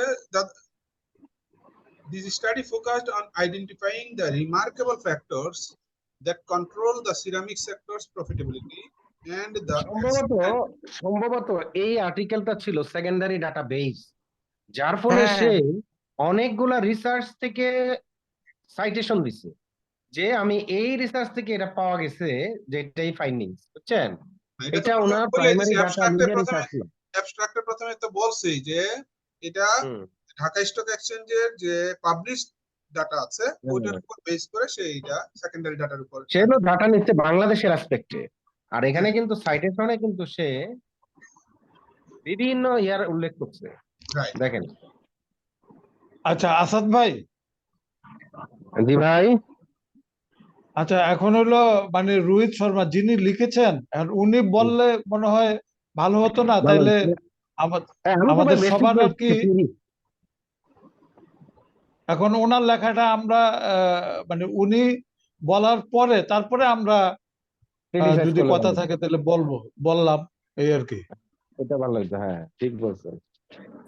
ভাই আপনি আমার থেকে আসাদ ভাই আরো সুন্দর করে বলতে পারতেছেন, ঠিক আছে? এই জন্য আমি শুনতেছি সবই ঠিক আছে। না মানে থিংকিংটা তো আপনার। এখন আসাদ ভাই উনি আইডিয়া করে বলতেছে, এখন আপনার থিংকিং এ কি ইয়া করে লেখছেন, তাহলে আপনার আইডিয়াটা শেয়ার করলে তাইলে যে যার ভালো কথা বলছেন যে আপনি তো থিংক করে আপনি আর্টিকেলটা লিখছেন, আপনি রিসার্চ করছেন, আপনি রিসার্চ করে আর্টিকেলটা লিখছেন, তো আপনার আইডিয়াটা আপনি শেয়ার করেন আগে, তাইলে আমরা বুঝতে পারবো যে হ্যাঁ আপনি এই জায়গাটাতে এই জিনিসটা ইমপ্লিমেন্ট করতেছেন। আমাদের যে ফরম্যাটটা সারা দিছে এই ফরম্যাটের সাথে আমরা মিলাবো। তো আগে হলো ও বললে ভালো হয় যে আমার রিসার্চ এই ছিল, যার ফলে আমি এটা আনছি। হ্যাঁ ঠিক আছে। কনক্লুশনের মধ্যে যেটা হয়েছে আর কি, একদম সিম্পল করে বলেছি যে আমি শেষ পর্যন্ত যখন কনক্লুশনটা তৈরি করেছি, আমার কনক্লুশনটা অন্য কারোর সাথে ম্যাচ করে কিনা, আমারটা কি নতুন নতুন কিছু নাকি আগে যারা রিসার্চ করেন তাদের সাথে মিলে যায়, ওইটাই আমি কিন্তু আমার কনক্লুশন দেখিয়েছি। এই হচ্ছে একটা। আর 2 নম্বর কথা একদম ঠিক আছে, আমারটা সেকেন্ডারি ডাটা, এবং আমি মূলত মানে ওই যে ঢাকা স্টক এক্সচেঞ্জে গিয়ে অন্যান্য সিরামিক ইন্ডাস্ট্রিগুলি থেকে যে অ্যানুয়াল রিপোর্টটা পেয়েছি সেটার উপর বেস করে তৈরি করেছি। কিন্তু তাইলে কিন্তু আমার একটা অপিনিয়ন আছে, যদি আপনি বলেন। কথাটাও ঠিক আছে, অবশ্যই অবশ্যই অবশ্যই বলেন। আমাদের opinion হচ্ছে তাহলে কনক্লুশনে আপনি কিন্তু যে লিটারেচার রিভিউতে যে সমস্ত রিসার্চ নিয়ে পাইছেন সেম টাইপের ওইটা কনক্লুশনে আনা যাবে না। আপনার কিন্তু Bangladesh stock exchange, Dhaka stock exchange বা চিটাগাং স্টক এক্সচেঞ্জের ডাটা নিলে ওকেই রেফারেন্স করতে হবে কনক্লুশনে। কারণ আপনি লিটারেচার রিভিউতে বলতে চাইছেন কি যে এই লিটারেচার রিভিউ করে আমি দেখছি যে এই রিসার্চ গুলা যে যে টপিক নিয়ে রিসার্চ করছে তারা আমার এই রিসার্চ কভার করে নাই, এই জন্য একটা ফার্দার রিসার্চ দরকার। এটা কিন্তু লিটারেচার রিভিউর আপনার কনক্লুশন ছিল সাধারণত। এখন আপনি নিয়ে আসছেন কি, আপনি ডাটা নিচ্ছেন সেকেন্ডারি ডাটা বাংলাদেশের যে স্টক এক্সচেঞ্জ দুইটা আছে তার থেকে বা ঢাকা থেকে, ঢাকায়, তাহলে কিন্তু আপনার কনক্লুশনে ওইটা আসে না। আমি দেখি নাই কখনো, জানি না স্যার কি বলবে। আমি বেসিক যেটুক জানি, বেসিকে আপনার কনক্লুশনে ওই এই যে সাইটেশন গুলা যে উল্লেখ করছেন যে এরা এরা এরা এরা আমার হিসাবে পড়ে না। আপনি তারও জিজ্ঞেস করে আমার একটু জানাইন তার কি কমেন্টস করলো। আচ্ছা, আমি যেটা আমার করেছি তো বললাম আর কি। বুঝছি বুঝছি। না আমি যেটা বলছি, যেমন ধরেন আসাদ ভাই, এরকম আমি মানে আমার কনক্লুশন ধরেন আসছে যে রিটার্ন অন ইনভেস্টমেন্টের উপর কথার কথা আর কি ওয়ার্কিং ক্যাপিটালটা খুব একটা পজিটিভ কিছু ইম্প্যাক্ট ফেলে না। এখন এই কথাটা যেমন আমি বলছি, অন্যান্য রিসার্চাররা তো প্রফিটেবিলিটি ডিটারমিনেটস অফ প্রফিটেবিলিটি কাজ করছেন, উনারাও দেখছেন হ্যাঁ ঠিকই আছে যে রিটার্ন অন অ্যাসেটের উপরে ওয়ার্কিং ক্যাপিটালটা তেমন একটা পজিটিভ ইম্প্যাক্ট ফেলে না। মানে আমি যেটা পেয়েছি এটা অন্যদের সাথেও কিন্তু ম্যাচ করে, কিন্তু এটা কনক্লুশনে আসে না। কন্ট্রাডিক্টরি হয় নাই। আবার কয়েকটা জায়গায় কিন্তু কন্ট্রাডিক্টরি হয়েছে আর কি, আমি সেটাও মেনশন করে দিয়েছি।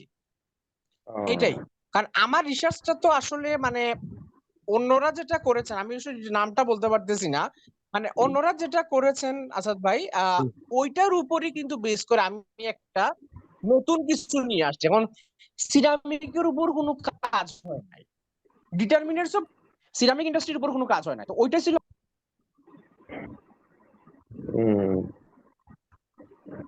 যাক, আমার একটু কনক্লুশন নিয়ে ছিল আর কি, যেটা আসলে এটা আসবে কিনা কনক্লুশনে। আপনার স্যার তো অবশ্যই রিকমেন্ডেশন দিবে, উনি হলো basic recommendation। আচ্ছা ঠিক আছে, তাইলে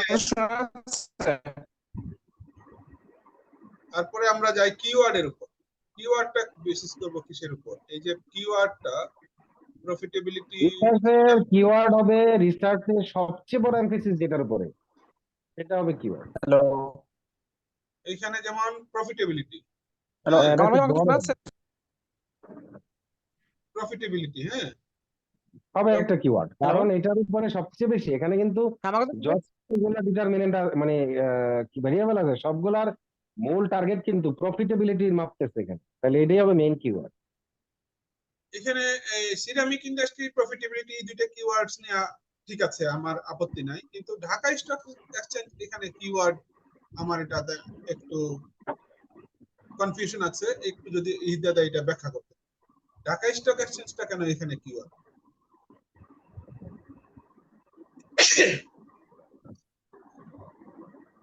কেউ যদি জিজ্ঞাসা করতে চায় যে ঢাকা স্টক এক্সচেঞ্জ কে উপর বেস করে কোনো কাজ হয়েছে কিনা, তখন সে আমার আর্টিকেলটা পাবে।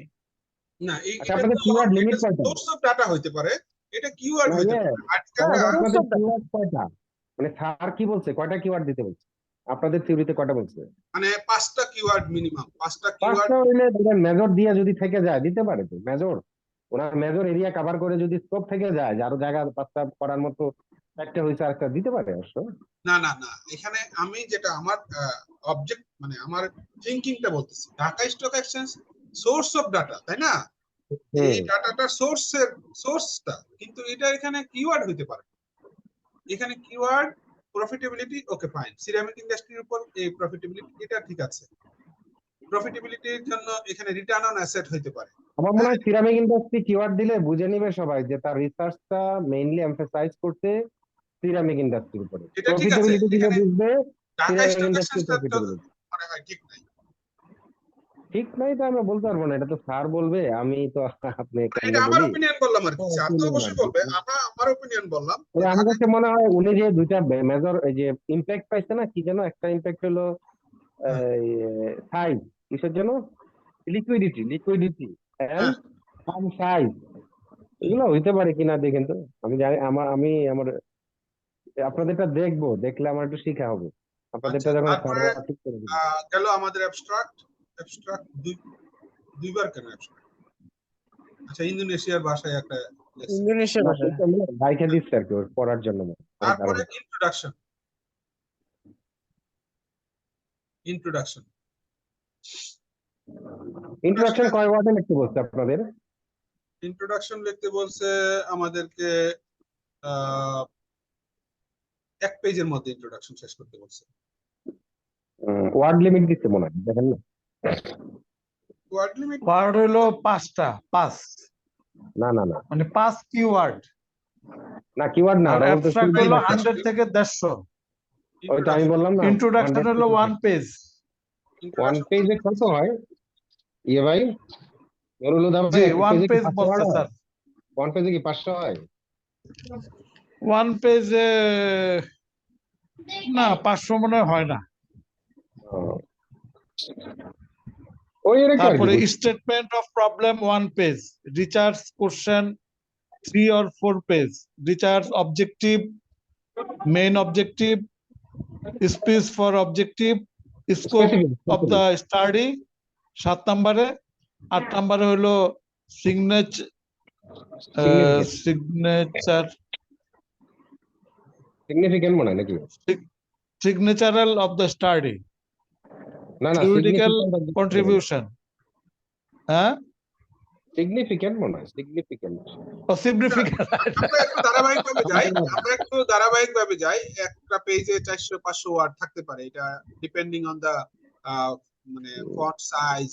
আর এই যে ঠিক রিসার্চ আছে। এমন এক জিনিস, আপনারা আমি বলি কি কি জিনিস ধরবে আমাদের পাইবার সময় বা জমা দিলে। এক নাম্বার হইলো আপনি যে কপি টপি করে আনবেন না, হ্যাঁ, হ্যাঁ। কপি যদি ধরা খায় সেটা থেকে বাঁচতে হইলে আপনার প্রথম ফন্ট চেঞ্জ করতে হবে। সেই হ্যাঁ। ফন্ট কি হবে এটা কিন্তু ওই স্যারের থেকে জেনে নিতে হবে আমাদের। না, ফন্ট তো আমাদেরকে বলে দিছে কি ফন্টে আমরা এই থিসিস লিখবো টাইম বা নিউরো article লিখবো। নাকি লিখবে? এগুলি আমাদের প্রথমেই বলা আছে, ওই যে এই পিএইচডি যে টাইম নিউরো ফর্ম, নাকি লিখবে? ফর্মটা আছে না, পিএইচডি ফর্মের মধ্যে বলা আছে। না সেটা কি দিচ্ছে আমাদের, ক্যালিব্রি না টাইম নিউ রোমান? ফন্টটা কি হবে ফন্ট? আচ্ছা, ফন্টটা কি হবে এটা যদি বলতে টাইমস চাই। New Roman. Time new Roman এটা কিন্তু টাইম জেনে নিউ নিতে রোমান। হবে, নাহলে কিন্তু অনেকে ক্যালিব্রি করে দিয়ে দিবেন, কেউ ক্যামব্রিয়া ম্যাথে দিয়ে দিবেন, ভেজাল আছে কিন্তু অনেক কিছু খেয়াল রাখতে হবে। দ্বিতীয় হইলো যে মানে অনেক বিষয় খেয়াল রেখে কিন্তু এখানে আগাইতে হবে, 19-20 হয়ে গেলে কিন্তু ধরে ফেলবো ওরা। তারপর কি যেন ভুলে গেলাম আর। কপি টপি করে আনবেন, আইনা একটু ঘোরাবেন কিন্তু ওটা থেকে যায়, ওরা করতে পারে। ও তারপরে হলো যে যে গাইডলাইন গুলো দিচ্ছে, এপিএ গাইডলাইন অনুযায়ী আপনি সাইটেশন লিখছেন না হার্ভার্ড গাইডলাইন অনুযায়ী সাইটেশন লিখছেন? একটা এপি একটা হার্ভার্ড দিবে আটকে। তারপরে একটা কি জানো মেইন কথাটাই ভুলে গেলাম, খেয়াল রাখতে হবে কিন্তু। এখন ইন্ট্রোডাকশনটা একটু আলোচনা করি।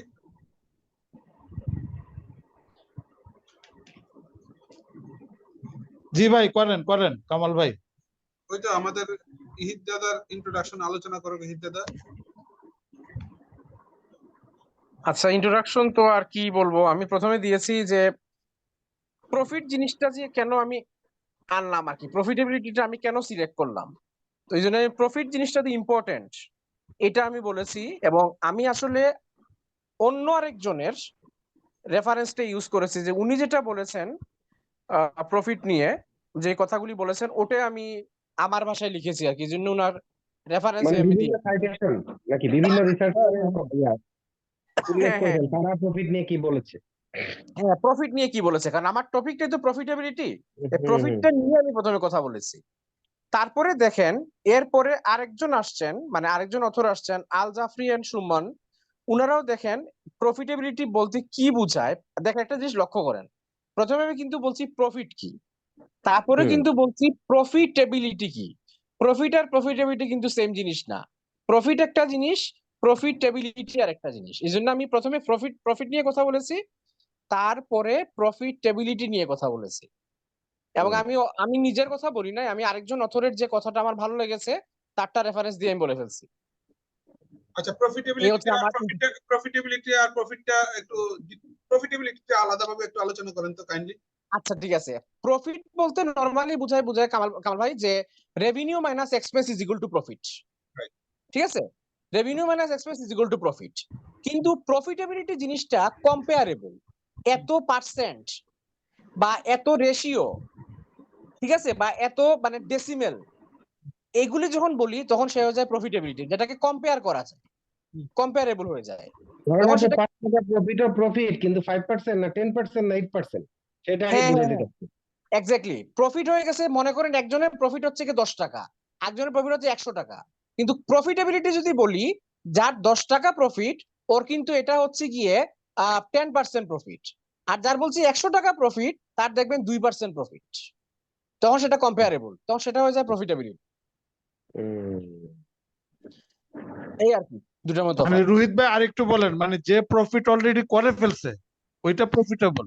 যেটা না। ভ্যালু আর কি, যেটা ভ্যালু ওইটা প্রফিট, আর কম্পেয়ার করে যে সে কম্পারেটিভ স্টাডি পাইছে, পার্সেন্টেজ হইতে পারে বা ওই যে ফ্র্যাকশনাল, কি বলে এটাকে, আচ্ছা ওইটা আর কি। আমি আবার বলার চেষ্টা করছি নুরুল ভাইকে, এটা হচ্ছে কি প্রফিট মানে হচ্ছে রেভিনিউ মাইনাস এক্সপেন্স সমান প্রফিট, ঠিক আছে, রেভিনিউ আচ্ছা মাইনাস এক্সপেন্স মানে প্রফিট। হ্যাঁ, এখন আমরা যদি ফাইন্যান্সের বই ঘাটি বা অ্যাকাউন্টিং এর বই ঘাটি, আপনি দেখবেন বলা আছে profit before interest and tax, operating profit, net operating profit, কিন্তু ঘুরে ফিরে সবই কিন্তু ওই revenue minus expense is equal to profit. আচ্ছা, আর আমরা যদি বলি প্রফিটেবিলিটি কি, তখন সেটাকে সবসময় মনে রাখতে হবে কম্পেয়ারেবল। এটা কম্পেয়ারেবল, এটা রিপ্রেজেন্ট করে, বা এটাকে সবসময় মানে দশমিক দিয়ে বোঝানো যায় বা পার্সেন্টেজ দিয়ে বোঝানো যায়, তখন তার নাম হয়ে যায় প্রফিটেবিলিটি। তো আমরা যদি এভাবে বলি যে একজন বিজনেসম্যান 10 টাকা প্রফিট করছেন, আরেকজন বিজনেসম্যান 100 টাকা প্রফিট করছেন, সব বলছে দেখছো 10 টাকার যে করছে সে খারাপ, আর 100 টাকার যে প্রফিট করেছে সে হচ্ছে ভালো, আমরা নর্মালি এটা বলি। কিন্তু আমরা যদি প্রফিটেবিলিটি অ্যানালাইসিস করি, তখন দেখা যাবে তার যে 10 টাকা প্রফিট করেছে এটা হচ্ছে কি তার 10% প্রফিট, অর্থাৎ সে 10%, আমরা যদি বলি রেভিনিউ 100 টাকা, তার প্রফিট হচ্ছে গিয়ে 10 টাকা, আর যেই ব্যক্তিটা 100 টাকা প্রফিট করেছেন তার হচ্ছেন 2% প্রফিট, অর্থাৎ 100 টাকা যদি রেভিনিউ হয় তার 2 টাকা হচ্ছে প্রফিট। এইখানেই হচ্ছে কম্পেয়ার করা হচ্ছে, এই জন্যই প্রফিটেবিলিটি ইম্পর্টেন্ট, প্রফিট ইম্পর্টেন্ট না। অনেক সময় টাকা দেখে মনে করি এটা মনে অনেক বড় কিছু, কিন্তু আমরা যখন পার্সেন্টেজে নিয়ে আসি, কম্পেয়ার করি, তখন বোঝা যায় না, প্রফিটেবিলিটি মোর ইম্পর্টেন্ট। এই হচ্ছে তফাৎ। ঠিক অল আছে, ভাই কিছু বলবেন?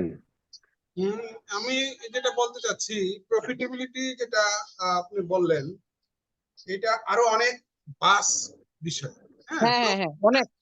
তা আমার অনেক মনে বাস হয় বিষয়, আমাদের কারণ রিসার্চ আমি নিয়ে যাওয়া দরকার, প্রফিটেবিলিটি কারণ নিয়ে আমার প্রপোজাল প্রেজেন্টেশনের দিন আমি এটা নিয়ে কোশ্চেনের সম্মুখীন হয়েছিলাম আপনারা কারণ ভাই আমার মনে হয় কি, যে কে কিভাবে প্রেজেন্ট করবে সেটা না, আমরা রিসার্চ মডেলটা বোঝার জন্য প্রফিটেবিলিটি ব্যাখ্যা দুজনে দুই রকমই হইতে হবে।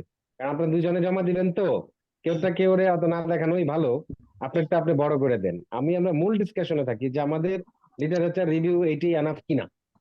আমার মনে হয় আমাদের টপিক গুলো এরকম হয় ভালো, কারণ প্রফিটেবিলিটি হিট শর্মা বিভিন্ন আর্টিকেল গাইডার সে দিবে একরকম, আপনি দিবেন একরকম, দুটাই রাইট, এটার উপর মার্কিং হবে।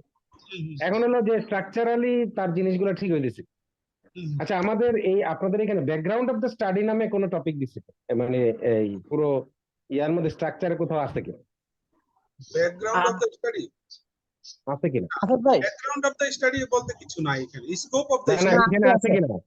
না আসাদ ভাই, এটা না কামাল ভাই, ব্যাকগ্রাউন্ড জিনিসটা লাগে, না এখানে আছে ব্যাকগ্রাউন্ড কিনা? জিনিসটা লাগে। স্যার যে দিছে, স্যার যে আমার স্ট্রাকচার আমার দিছে, স্যার দিছে কিনা? স্যার একটা স্ট্রাকচার দিছে না?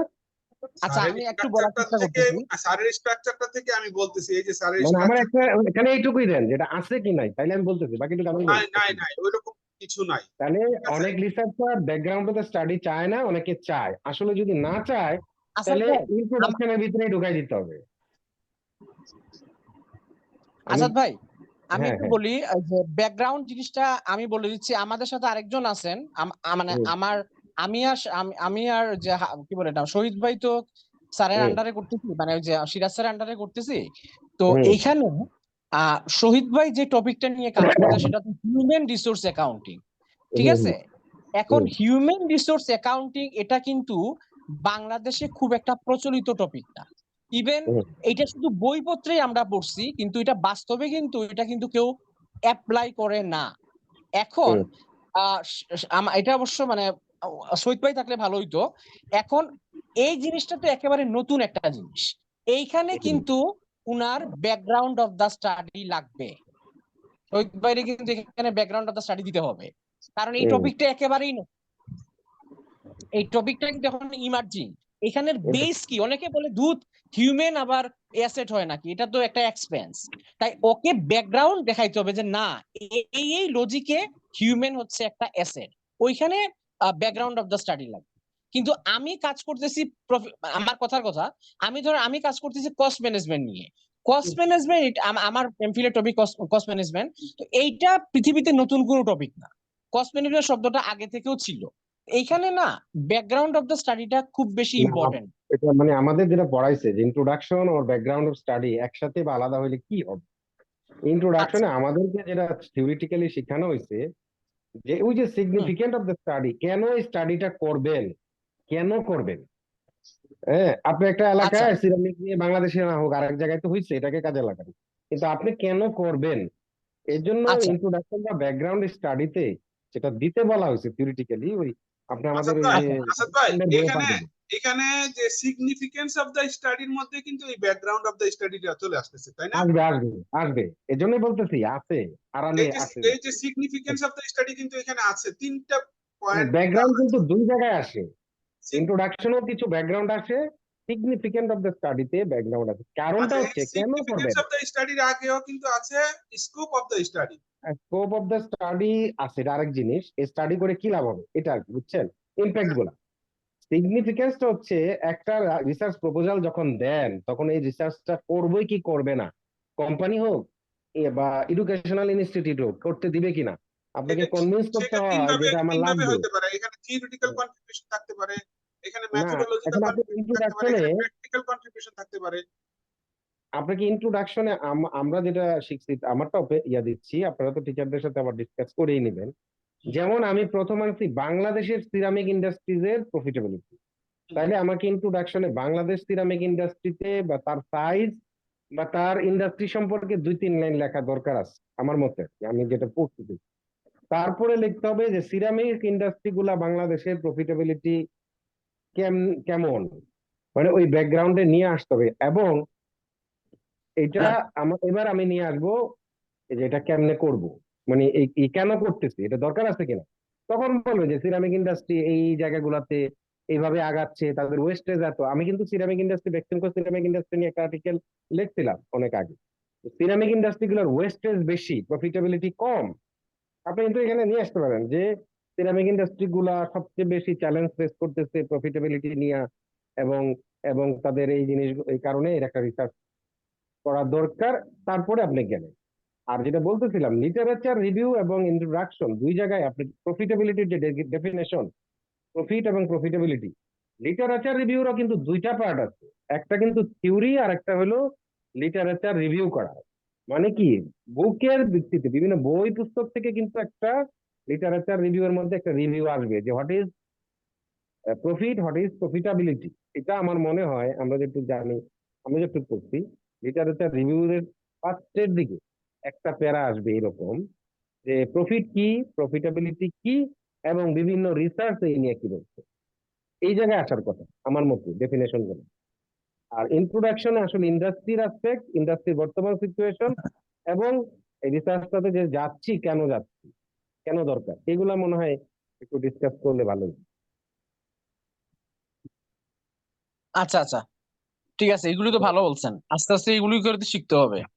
কারণ আমরা কিন্তু যখন দিতাম, এই Shariatullah sir, Ali Hasan sir, Siraj sir, এই যে ঢাকা ইউনিভার্সিটি বেশ কয়েকবার ডিন ছিল, আমি কিন্তু ওনার আন্ডারে আমার এই যে এমপিএইচআরএম এর যে থিসিসটা করছিলাম, না হলে মনে হয় আমরা 10 থেকে 12 বার গেছি ওনার কাছে, প্রতিবার সে মনোযোগ দিয়ে দেখছি।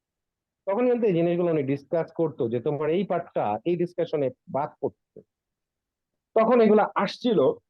এর জন্য আমি আর কি ডিসকাস করতেছি যে হুম, হুম, হুম। লিটারেচার রিভিউয়ে উনি বলতো যে দুইটা পার্ট, একটা হলো থিওরিটিক্যাল পার্ট, তোমার টপিক কি প্রফিটেবিলিটি নিয়ে, তাহলে থিওরি থিওরি লিটারেচার গুলা প্রফিট নিয়ে কি করছে সেটা আনো, দ্যাট মিনস বিভিন্ন বই পুস্তকের যে অথররা যেটা বলে, তারপর তুমি রিসার্চাররা কি বলছে সেই তাদের লিটারেচার থেকে রিভিউ করো। লিটারেচার মানে কিন্তু আমাদের ক্লিয়ার এপিএ গাইডলাইন বা ইয়েতেও আছে, হার্ভার্ডেও আছে, এবং আপনারা কিন্তু বলা আছে বই থেকেও রেফারেন্স দিতে পারবে।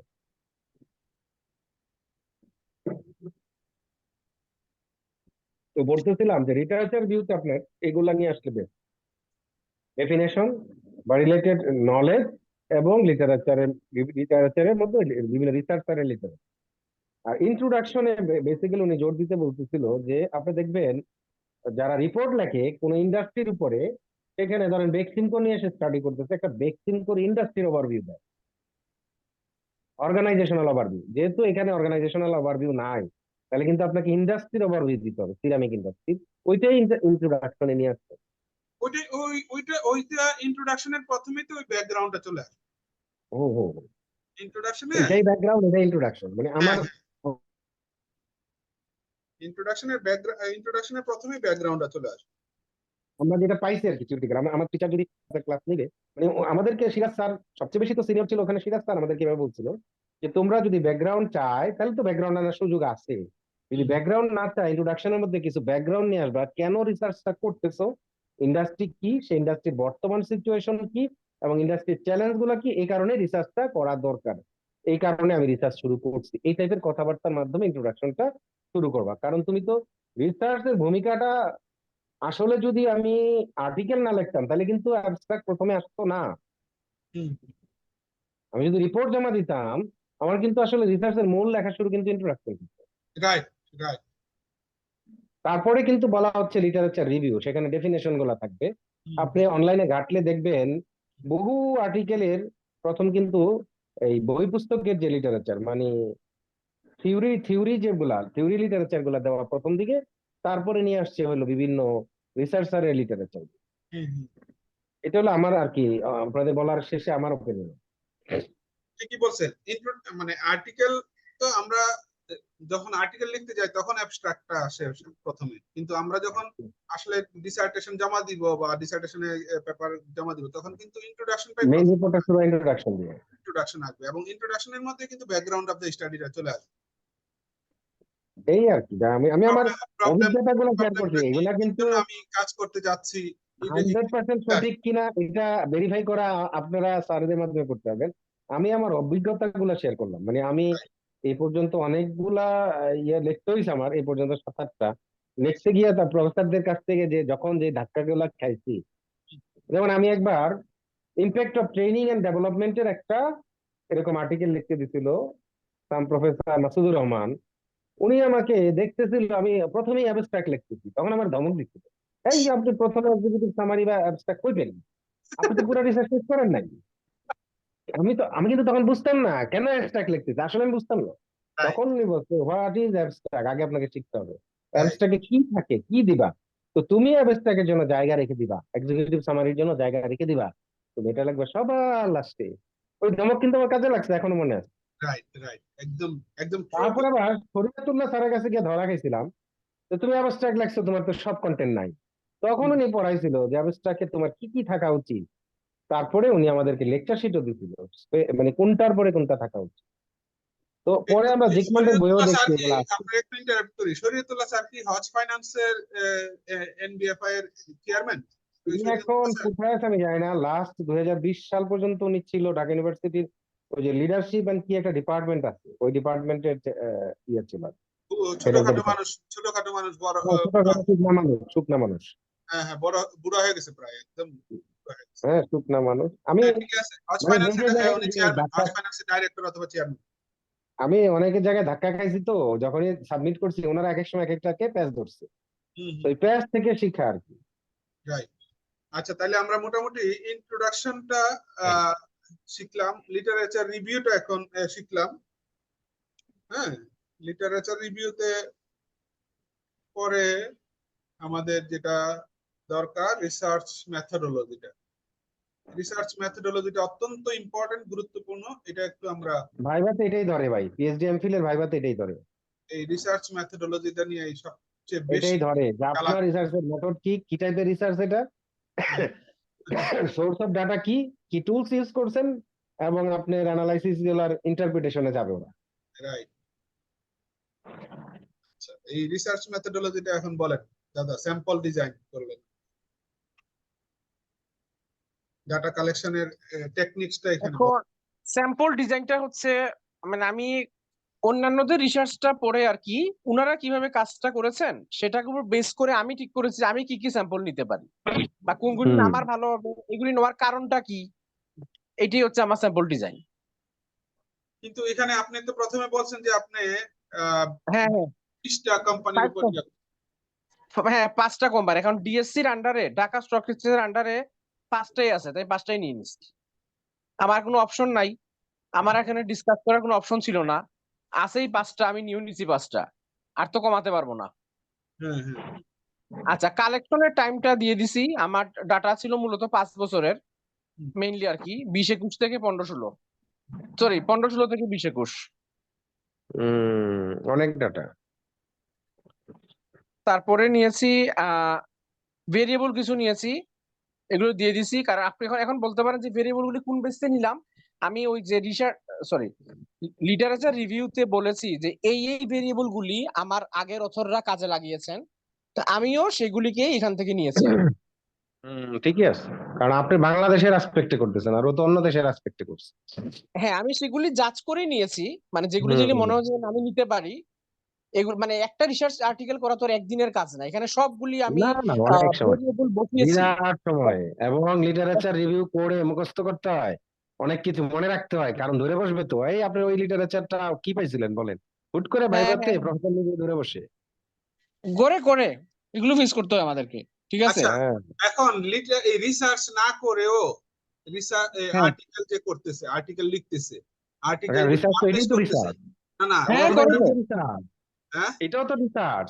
এটা একটা এই যে রিসার্চ। সেকেন্ডারি ধরেন ডাটাবেস আমরা আমরা রিসার্চ, যেমন এটাও তো research। আমরা যেমন একটা ডিগ্রি নিতেছি, আমরা একটা ডিগ্রি নিয়ে তারপরে আমরা যে আর্টিকেলটা হবে, ওই আর্টিকেলটা হবে অন্যরকম একটা বিষয়। এখন যে ডিগ্রি না নিয়েও কিন্তু অনেকে রিসার্চ আর্টিকেল 12 মাস লিখতেছে। লেখে, 12 মাস লেখে।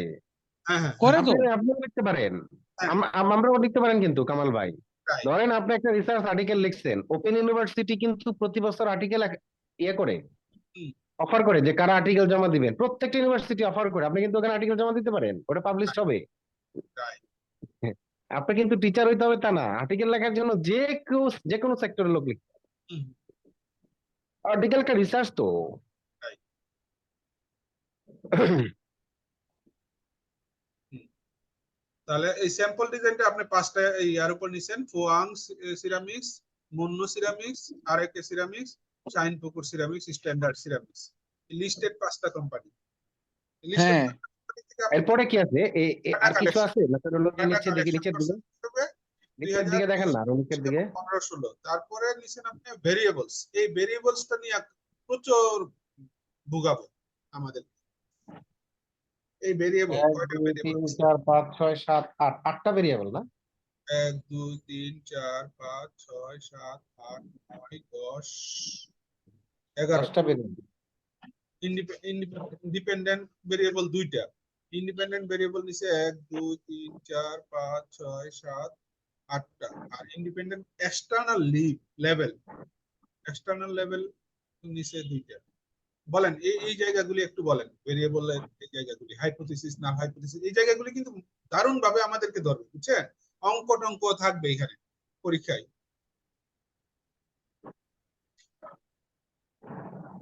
হ্যাঁ শুনেন, আপনি এই যে ভেরিয়েবল দিচ্ছেন, তারপরে ভেরিয়েবলের সাথে কোশ্চেনিয়ার ডেভেলপ, মানে হাইপোথিসিস দিচ্ছেন, এই হাইপোথিসিসে কি এই 8টা ভেরিয়েবল কে বেস করে করছেন না?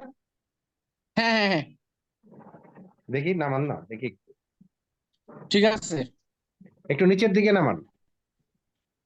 প্রথম হাইপোথিসিসটা যাই, there is a statistically significant relationship between management efficiency and profitability. দেখেন তো ম্যানেজমেন্ট এফিসিয়েন্সি ইয়াতে ছিল কিনা,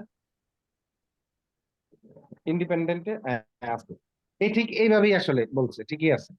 এরপরে যান, এরপরে নিচের দিকে যান না, দেখি হাইপোথিসিস সবগুলো নিশ্চয়ই উনি এইভাবেই করছে। There is a statistically significant relationship between capital intensity and profitability. Capital intensity and profitability. Independent. এরপরে যান না নিচের দিকে একটু যাই, আমরা একটু দেখি, পরে পরে দাদার কাছ এই থেকে সবগুলো শুনবো। হাইপোথেসিসই দেখতেছি আর কি, আচ্ছা সবগুলো নিচে যান না, নিচে যান না, আরো নিচে যান না। ইরিগ্রেশন মডেল, তারপরে তো রেজাল্টস এন্ড ডিসকাশন চলে আসে। আমার মনে হয় আরেকটু জিনিস বাদ পড়ছে, ডাটা সোর্স উল্লেখ করা দরকার ছিল, ডাটা সোর্স। ওইটাই ডাটা কালেকশন দিয়ে বুঝাইছে আর কি। এই যে না ডাটা না কালেকশন, এই যে না না লিখতে data were collected from selected companies 2021 and ঠিকই আছে, হ্যাঁ হ্যাঁ বুঝছি বুঝছি। অ্যানুয়াল রিপোর্টস, এটা কিন্তু বলে দিছেন। না এখানে আমরা যেটা লিখি ডাটা তো সোর্স লিখে বা কালেকশনের জায়গায় লিখি, হ্যাঁ। ডাটা সোর্স হলো সেকেন্ডারি ডাটা, এগুলো উল্লেখ করতে হয়। ডাটার তো আবার দুইটা টাইপ আছে, যে আমি যে ডাটা নিচ্ছি, প্রথম কথা আমি নিচ্ছি সেকেন্ডারি ডাটা। সেকেন্ডারি ডাটা আমি কোন কোন জায়গা থেকে নিচ্ছি? কোম্পানিগুলার ওয়েবসাইট থেকে নিচ্ছি, 1 নাম্বার। 2 নাম্বার নিচ্ছি কোম্পানিগুলার অ্যানুয়াল রিপোর্ট থেকে। 3 নাম্বার নিচ্ছি ঢাকা স্টক এক্সচেঞ্জ থেকে। আমার মনে হয় ওর কিন্তু বলছে ডিএসসি ফার্স্ট, কিন্তু সে প্রায়োরিটি দিতে ঢাকা স্টক এক্সচেঞ্জের ডাটা, খেয়াল হ্যাঁ। করেন। তাহলে কিন্তু তার ডাটা কালেকশনের ওই জায়গায় সোর্স অফ ডাটা যেটা লেখা উচিত, বা হুম। এখানে সোর্স অফ ডাটা লিখলে সেটা কিন্তু ডিএসসি আনতে হবে। হুম। মানে আরে ডাটা ভাই কালেকশন সিরাজ মানে ধরছিল এটা নিয়ে টেকনিক্সটা একবার, এখানে আরো একটু ডিটেইলস দরকার ছিল, ডাটা কালেকশন টেকনিকটা। মানে সবগুলা সোর্স আনতে হবে। উনি কিন্তু সবচেয়ে বেস্ট তো কি একটা একটা করে লিখতো, যে ঢাকা স্টক এক্সচেঞ্জ, তারপরে প্যারা লিখতো যে মূল্য সিরামিক অ্যানুয়াল রিপোর্ট, তারপরে লিখতো স্ট্যান্ডার্ড সিরামিক অ্যানুয়াল রিপোর্ট, এরকম করে নিয়ে আসতে বেটার। ঢাকা স্টক এক্সচেঞ্জ আনতেই হবে, plus annual report and website, দুইটাই লিখতে পারে। কারণ ও কিন্তু এই যত ডাটা নিছে প্রফিটেবিলিটি, যদি মন্য সিরামিকের ডাটা নিয়ে থাকে, সে কিন্তু শুধু ঢাকা স্টক এক্সচেঞ্জ থেকে নেয় নাই, অ্যানুয়াল রিপোর্ট থেকে নিছে, এবং অ্যানুয়াল রিপোর্টের সাথে সে ওয়েবসাইট ইউজ করছে ওদের। এই জন্য যে যদি লিখতো যে মুন্ন সিরামিক ব্র্যাকেটে লিখতো যে annual report and website information, এই দুইটা দিলে ভালো হইতো ব্র্যাকেটে। এখানে হয়তো আমি আমি আসলে ওয়ার্ড লিমিটেশন ছিল, ওয়ার্ড লিমিটেশনের কারণে হয়তো উনি কমিয়ে দিয়েছে আর কি, কারণ অনেকগুলো তো বিষয় আছে। মানে একদিক দিয়ে কমিয়ে আরেক দিক দিয়ে বাড়িয়ে ওর জিনিসগুলো রাখতে হবে। কারণ ঢাকা স্টক এক্সচেঞ্জ কিন্তু ডাটা ইয়ে থেকে বাদ যেতে পারে না, কারণ ও কিন্তু প্রথমেই কিন্তু হাইলাইট করছিল ঢাকা স্টক এক্সচেঞ্জ। হুম হুম হুম। এই ডাটা অতএব ডাটা কালেকশনের মধ্যে, কালেকশন ডাটা ওটা থাকতে কালেকশন হবে, টেকনিকের মধ্যে এগুলি আবার নিয়ে আসতে হবে। মানে ডাটা সোর্স হিসেবে, right, source of data data collection. হিসেবে সেকেন্ডারি ডাটা এই কথাটা যেমন লিখতে হবে, এবং ঢাকা স্টক এক্সচেঞ্জের ডাটা যে সে ইউজ করছে ওটা লিখতে হবে, এখানে নাই। হুম হুম বাকি সব তো আমার ভালোই লাগতেছে, সুন্দর হয়েছে। হুম হুম। অবশ্য আমার কথায় কিছু যায় আসে না। না, ভেরিয়েবলস গুলি, এই যে ভেরিয়েবলস গুলি যে ভেরিয়েবল খুবই সুন্দর হয়েছে। মানে এত সুন্দর হয়েছে এই জিনিসটা টেবিলটা দেওয়াতে, হুম। চমৎকার হয়েছে। Dependent, independent. এখন ইহিদ কি বলবে জানি না, ডাটা কালেকশন নিয়ে তার কোনো বক্তব্য আছে কিনা। রাইট।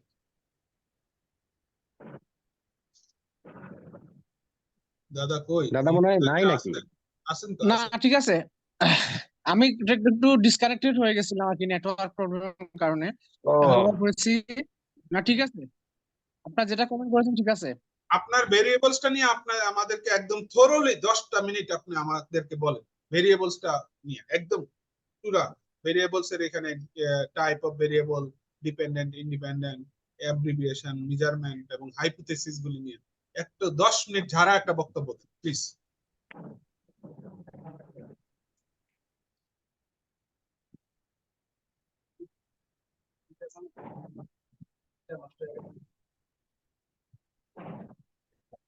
হ্যালো, আমার শোনা যাচ্ছে? দাদারে বলছো? হ্যালো কামাল ভাই। হ্যাঁ হ্যাঁ দাদা, শোনা যাচ্ছে, বলেন। নিচের দিকে হ্যালো নামান, ও নিচের দিকে না নামাইলেও ভেরিয়েবল বলবে কেমনে? এই যে হ্যালো ভেরিয়েবল। কামাল ভাই, শোনা যাচ্ছে? হ্যাঁ শোনা যাচ্ছে। আপনি ওই যে আচ্ছা ভেরিয়েবল গুলা আর হাইপোথিসিসে নিয়ে যান, তাইলেও বলতে হবে। হ্যাঁ, হাইপোথেসিস গুলো আছে তো। ওখান আচ্ছা থেকেই সে আমি ভালো বলি। বলতে হবে। আচ্ছা এখন হচ্ছে আমার যে ভেরিয়েবল, এই ভেরিয়েবল গুলি সব তো মানে আর্টিকেল থেকে নেওয়া। আমি সবগুলি নেওয়ার পরে চেক করে দেখেছি যে অ্যানুয়াল রিপোর্ট গুলির মধ্যে এই ভেরিয়েবল গুলি পাওয়া যাবে।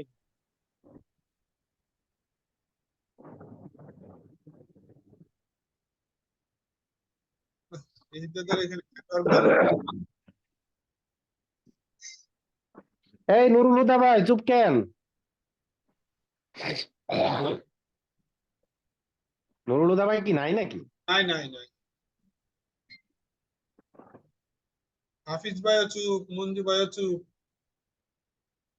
আর ইহিত দাদা এই যে নেটওয়ার্ক চলে যায় খালি। এ ভাই আপনার এখানে নেটওয়ার্ক এত দুর্বল কেন? আপনি নেটওয়ার্ক কি ইউজ না করেন? আমি চুপ না, আমি আছি আপনাদের সঙ্গে, না না আমি না, ওই যে শুনছি। বারবার তো ইহিত দাদার কথা বলতেছি, ইহিত দাদার এখানে নেটওয়ার্ক এত আরে দুর্বল। নুরুল হুদা ভাই গায়েব হয়ে গেছে, গায়েব হয়ে। হাফিজ তো জানে সবচেয়ে বেশি, আমি দেখলাম, কিন্তু চুপ আরে করে আমি বসে আছি ভাই, আমি আছে। আছি, এ ভাই আমি আপনার আপনাদের সঙ্গে আছি। আপনার অভিজ্ঞতা শেয়ার করতেছেন না কেন? আমরা শিখবো কেমনে? আমি সব বক করে আমার অভিজ্ঞতা শেয়ার করলাম, আপনি তো দেখছি আমি সবচেয়ে আগে বেশি জানেন, শেয়ার করলেন না। আমি একটু শিখে নেই। আমি হ্যাঁ ঠিক আছে, আপনি আপনি যেটি জানেন এগুলি পকেটে বাইর করেন, আমার সাথে নিছেন। সেটাই তো কথা। এবার আপনি করবো প্রমাণে দেন। ইনশাল্লাহ ইনশাল্লাহ। ভাইজান আমি ওই যে একটা অফিসিয়াল একটা কাজের মধ্যে আছি, তো কাজ করতেছি আর শুনতেছি আর কি, এই এই না অবস্থা। না, এরকম ভাবে হবে না, এরকম ভাবে হবে না, অফিসিয়াল কাজও করবেন এইটাও করবেন, হবে না, তাহলে কামাল ভাই, পেনাল্টি এই হয়ে যাবে হাফিজ তাই। ভাই ওনার ঝুড়ি থেকে কিছু বাইর করতেছে না, খালি নিতে আসছে। হ্যাঁ, না না, তেমন কিছু না। পরীক্ষা কিন্তু সামনে আইসা পড়ছে, বুঝছেন? জি দেখতে জি। দেখতে কিন্তু সময় চলে যাচ্ছে। আমি ঝুড়ি যা আছে বের করে দিই, আমি ভিতরে রাখি না। ভিতরে রাখার কিছু নাই তো। মানে আমি যখন যেটা ধাক্কা খাইছি ওগুলাই শেয়ার করতেছি, আমি কিন্তু যেগুলা পারি নাই, যেগুলা ধাক্কা খাইছি ওগুলা থেকে শিখছেন, হ্যাঁ। ঝাড়ি টাড়ি খেয়ে যা পাইছেন। হুম, হুম, হুম। এটা সবার সাথেই হয়। আচ্ছা, আমার তো শোনা যাচ্ছে, আমি তো বারবার শুধু নেটওয়ার্ক ইস্যুতে পড়ে যাচ্ছি। আমি প্রথমে যতগুলি ভেরিয়েবল আছে আমার রেফারেন্স আর্টিকেল গুলি সবগুলি কালেক্ট করেছি। করার পরে দেখি যে আমার যে অ্যানুয়াল রিপোর্ট গুলি আছে সেগুলিতে গিয়ে দেখতেছি যে আমি কিগুলি মেজার করতে পারবো নাকি মেজার করতে পারবো না, সেগুলি শুধু আমি নিয়েছি। না হলে আমার আরো অনেকগুলি ভেরিয়েবল নিতে পারতাম। দেখা যাচ্ছে যে মানে একজন অথর একটা ভেরিয়েবল নিয়েছেন, দেশের বাইরে আছেন, অন্য একটা ফার্ম থেকে নিয়েছেন, কিন্তু আমার অ্যানুয়াল রিপোর্টে সেই ইনফরমেশনটা দেওয়া নাই, মানে সেই মেজারমেন্ট টেকনিকটা দেওয়া নাই। আমার অ্যানুয়াল রিপোর্টে যে মেজারমেন্ট টেকনিক দেওয়াই না থাকে, তাহলে আমি করবো কিভাবে? এইভাবে করে প্রচুর পরিমাণ আমাকে মানে শর্ট করতে হয়েছে ধরেন জিনিসটা। আপনার প্রথম প্রথম ভেরিয়েবলটা ছিল ম্যানেজমেন্ট ইফিসিয়েন্সি। হ্যাঁ হ্যাঁ হ্যাঁ ইন্ডিপেন্ডেন্ট আমার ভেরিয়েবল। মনে হয় কি হিট, আমার মনে হয় হিট, আপনি হ্যাঁ বলেন। সিরিয়াল করছেন না, 1 থেকে 2 যেভাবে উপরে মারছেন নিচে তো ওইভাবেই দিচ্ছেন না? হ্যাঁ, এভাবেই তো দিলাম। আচ্ছা, এই ম্যানেজমেন্ট ইফিসিয়েন্সি মাপতে গিয়ে আপনার প্রফিটেবিলিটি এটা কিন্তু সেকেন্ডারি ডাটা হুম, দিয়ে হবে। ম্যানেজমেন্ট এটা তো ইফিসিয়েন্সি সেকেন্ডারি ডাটা দিয়ে কিন্তু মাপা যাবে। ম্যানেজমেন্ট এফিসিয়েন্সি যাবে যাবে বলতে অন্যান্য অবশ্যই উদ্যোগীরা যাবে, কেন বলছেন যে যাবে না? রেভিনিউ বাই ম্যানেজমেন্ট প্রফিট, এফিসিয়েন্সিটা রেভিনিউ অবশ্যই বাই সেকেন্ডারি অ্যাসেট। ডাটা দিয়ে নির্ধারণ করতে আমি হবে। বলছি হ্যাঁ, মাপা যাবে মাপা যাবে। হ্যাঁ, শিওর। সেগুলা কিন্তু আপনাকে রিসার্চের জানতে হবে যে ম্যানেজমেন্ট ইফিসিয়েন্সি আপনি কি দিয়ে মাপছেন হুট করে। এটা তো আমাদের ছোট্ট একটা ডিসকাশন, আমার যদি এটা পিএইচডি থিসিস হয় তাহলে কিন্তু ধইরা বসবে যে আপনি ম্যানেজমেন্ট ইফিসিয়েন্সির ইমপ্যাক্ট কিভাবে মাপছেন। হ্যাঁ, তখন কিন্তু আপনাকে আচ্ছা কি আচ্ছা। কি ডাটা নিয়েছিলেন ধরবে, যে আমি ম্যানেজমেন্ট ইফিসিয়েন্সি মাপছি যে কত জন এসে সার্ভিস দিছে কত ঘন্টায়, বা অমুক জায়গার ইয়া কেমন, অমুক জায়গায় এরকম কিছু বিষয় আছে, এগুলো আপনারা ভালো বুঝবেন ব্যাংকিং সেক্টরে, যে ম্যানেজমেন্ট ইফিসিয়েন্সি আপনারা কি দিয়ে মাপেন, কারণ এক এক বিজনেস তো এক এক জিনিস দিয়ে এফিসিয়েন্সি মাপে। হুম। আমরা হ্যাঁ কিন্তু হ্যাঁ হ্যাঁ তখন ঠিক আছে। ধরবে। আমি আমার হ্যাঁ আমি প্রিপারেশন বলতেছি আর কি। তো এইটা হ্যাঁ বুঝতে পেরেছি। ইন্টারপ্রিটেশন আসবে না, ডাটা অ্যানালাইসিস, ওখানে কিন্তু দেখাইতে হবে ম্যানেজমেন্ট এফিসিয়েন্সি মাপছেন কেমনে, যে এটার ইম্প্যাক্ট ছিল এটা এত পার্সেন্টে এই আসছে, এত পার্সেন্টে এই আসছে, অথবা এতজন লোকের ইয়া হচ্ছে ভেরি গুড, এতজন ভেরি ভেরি নো সিগনিফিকেন্ট, এতজন দিচ্ছে গুড। এই যে এরকম কোশ্চেন নিয়ে ডেভেলপ করে কিন্তু ম্যানেজমেন্ট এফিসিয়েন্সি মাপবে না। এটা কিন্তু বুঝছি জিজ্ঞেস বুঝছি। করবে যে কি কি প্যারামিটার দিয়ে আপনি ম্যানেজমেন্ট এফিসিয়েন্সি ক্যালকুলেট করছেন। হুম। বুঝতে পেরেছি। হ্যাঁ এটাও হয়। আমি যেটা বলছি আর কি, যে ম্যানেজমেন্ট এফিসিয়েন্সিটা আমার আগের অন্যান্য অথররা এই রেভিনিউ বাই অ্যাসেট দিয়ে ক্যালকুলেট করেছেন, মানে ইন কন্টেক্সট অফ প্রফিটেবিলিটি। তো আমিও সেভাবে করে ফেলেছি। ওদের রেফারেন্সটা আমি নিয়েছি আর কি। আমি এটাই বলে এটাই আমি দিয়েছি। হুম। এখানে যতগুলি ক্যালকুলেশন আছে এগুলি কিন্তু কোনোটা আমি নিজে নিজে বানাই নাই। আমি সবগুলি কি করেছি, রেফারেন্স দিয়ে দিছি, কারণ রেফারেন্স না দিলে তো আমাকে ধরবে, তুমি নিজে নিজে কি করে বের করে, তখন তো আমি উত্তর দিতে পারবো না। তা আমি বলেছি আমার আগের অন্যান্য অথররা এই কাজ করেছেন, তো আপনার ওনারা যেটা মেজার গুলো জানতে হবে, ম্যানেজমেন্ট আমি এফিসিয়েন্সি সেটা মাপার কিওয়ার্ড গুলো জানতে হবে, যে আমি এইখানের আর্টিকেল গুলাতে আমরা পাইছি যে রিসার্চাররা ম্যানেজমেন্ট হ্যাঁ হ্যাঁ এফিসিয়েন্সি মাপতে গিয়ে এই প্যারামিটার গুলা চেক করছে, তো ওই বেসিসেই আমি হ্যাঁ হ্যাঁ হ্যাঁ আপনি হয়তোবা লক্ষ্য করেছেন যে আমি লাস্টের দিকে যেটা কনক্লুশন যেটা বলছি, এখানে প্রত্যেকটা জিনিসের সাপোর্টে কিন্তু কথা বলছি, যে আমারটা এই কারণে পজিটিভ আসছে, উনাদেরটাও পজিটিভ আসছে, আমারটা নেগেটিভ আসছে, ওদেরটাও নেগেটিভ আসছে। ওই জন্য আমি সবাইকে বেস ধরেছি যে ওদের বেসে আমি কাজটা করেছি। আচ্ছা ক্যাপিটাল ইন্টেন্সিটি ওদের তো সাথে মাপা আমার এভাবে করেছি আর কি আমি। আচ্ছা এখানে যে আপনি আচ্ছা ফার্ম সাইজ তারপরে হচ্ছে গিয়ে কি নিচে যেটা ছিল হাইপোথিসিস, এটা আমি ওই বুঝি নাই। দাদা ফার্ম সাইজ যেটা আপনি বলতেছেন, কারণ ফার্ম সাইজের মেজারমেন্টটা আপনি শুধুমাত্র জি জি জি লোনটাকে নিচ্ছেন, এটা একটু ব্যাখ্যা করেন তো, ফার্ম সাইজটা লোনটাকে কেন নিলেন? আচ্ছা বোঝায়, ফার্ম সাইজটা হচ্ছে বোঝায় গিয়ে ওই যে বোঝায় না কি বোঝায়, ফার্ম সাইজ বলতে আসলে কি বোঝায়, বা ক্যাপিটাল বা মানে হিউম্যান রিসোর্স বা কিভাবে আসলে না আমি ফার্ম সাইজ বলেছি টাকা দিয়ে অ্যাসেট দিয়ে মেজার করেছি। এলএন কি আমি লোন? ফার্ম সাইজটা এলএন মানে কি লোন না? না না লগ লগ এটা একটা হিসাব আছে, এটা আমি আপনাকে দেখাতে পারবো, এটা মনে হয় সায়েন্টিফিক ক্যালকুলেটরে আছে, আমি বলতে একটু দেখি আমি পাই কিনা। লন এটা সায়েন্টিফিক ক্যালকুলেটর একটা হিসাব আছে, দাঁড়া আমি দেখতেছি পাইলে আমি দেখছি, আমি পাইলে আপনাকে দেখাচ্ছি। তাহলে তো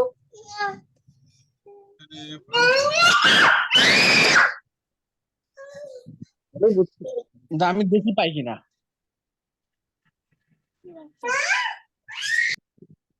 সায়েন্টিফিক ক্যালকুলেটর একটা হিসাব আছে বাবু, এটা একটা হিসাব আছে কামাল ভাই, এটা আমি একজন ওই আমাদের একজন ম্যাথমেটিক্স এর টিচার আছে, উনার কাছ থেকে আমি জেনে নিয়েছি লনটা কি।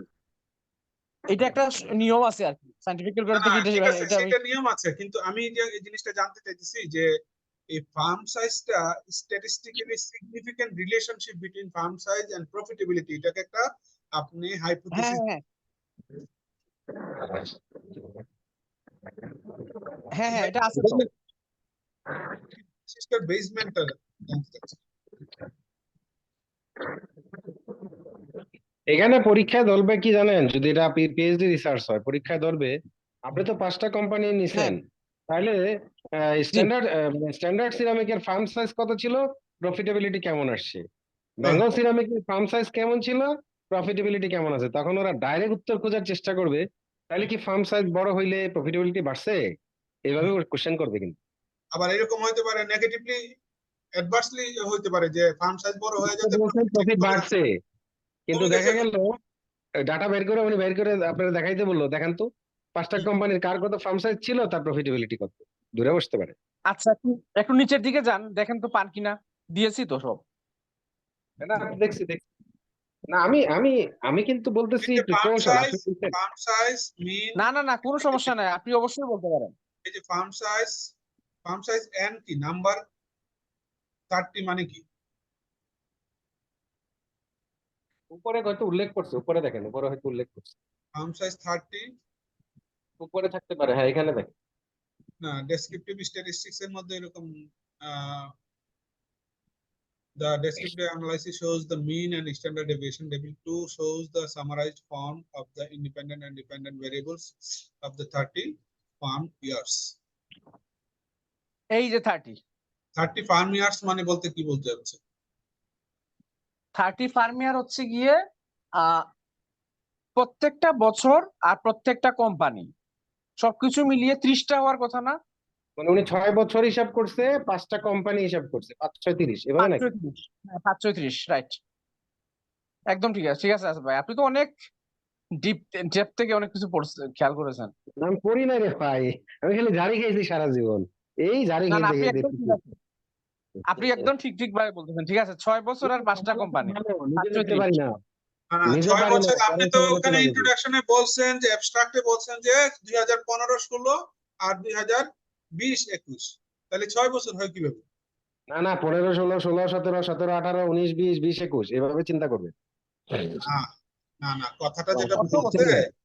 এই যে দেখেন, আচ্ছা হ্যাঁ, এটাই ঠিক, এই জিনিস। সবচেয়ে বেস্ট হইতো কি ওখানে যদি উনি উল্লেখ করতো ফিসক্যাল ইয়ার, হ্যাঁ হ্যাঁ, এইগুলো নিয়েও ধরে ফিসক্যাল ইয়ার না 16, ক্যালেন্ডার ইয়ার 17, 18, 19, 20, হ্যাঁ, ঠিকই আছে, ঠিকই আছে। যদি উল্লেখ করতো fiscal year 15 থেকে 21 ফিসক্যাল ইয়ার, অল ফিসক্যাল ইয়ার, হ্যাঁ, fiscal দারুণ year, হতো। ঠিক আছে।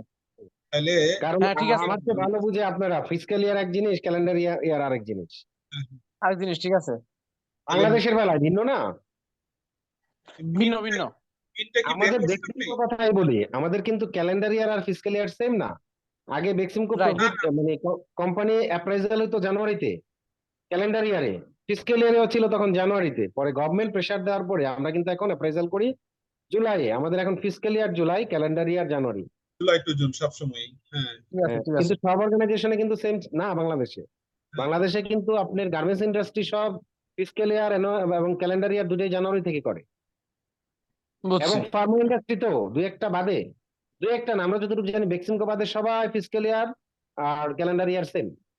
আচ্ছা, এখন এই যে মিনটা আর স্ট্যান্ডার্ড ডেভিয়েশনটা, এই কোরিলেশন অ্যানালাইসিস করলেন, মিন হ্যাঁ হ্যাঁ 9.431,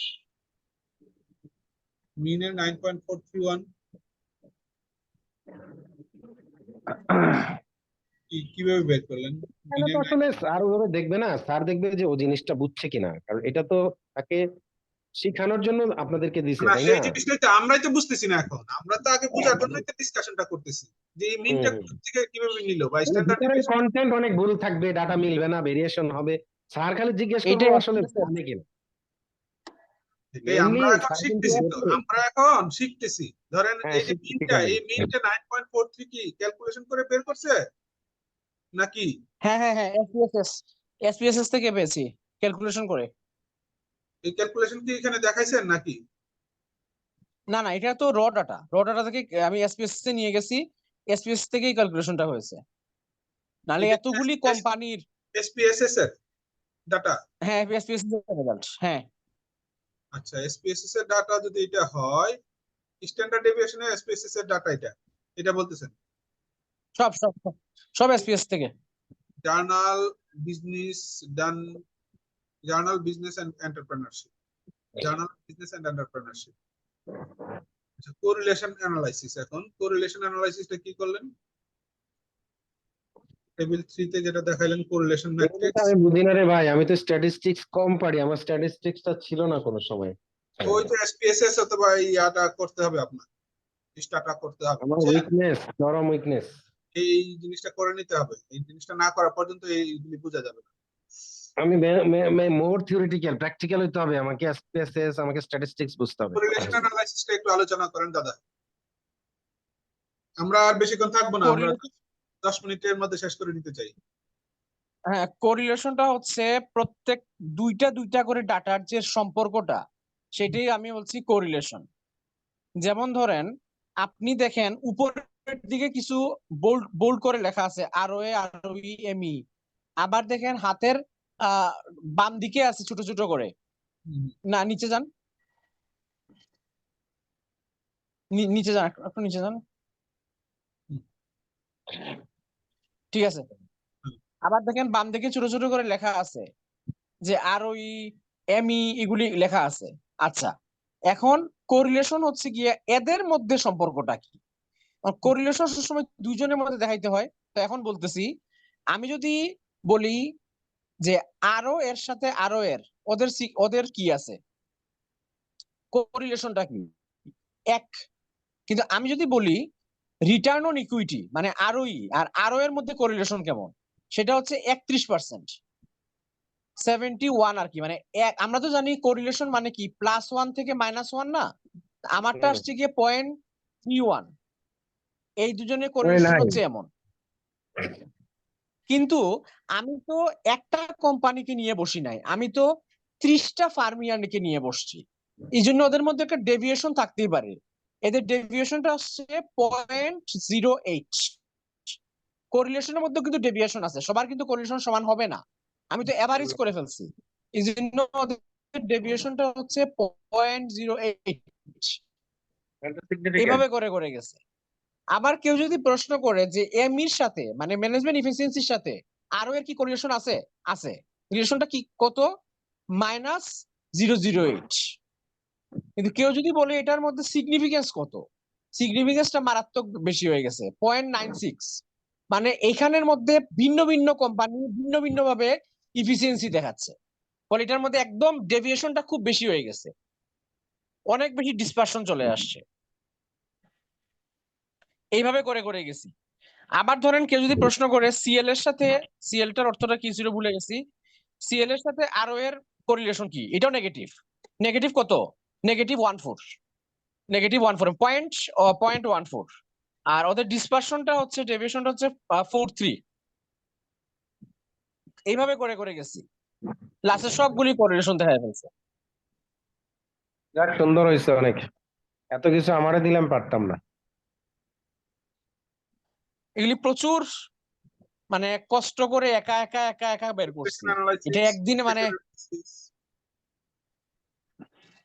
আমার পক্ষে সম্ভব না এগুলো করা, বাবা এত কঠিন। হ্যাঁ, রিগ্রেশন অ্যানালিসিসটা দেখি।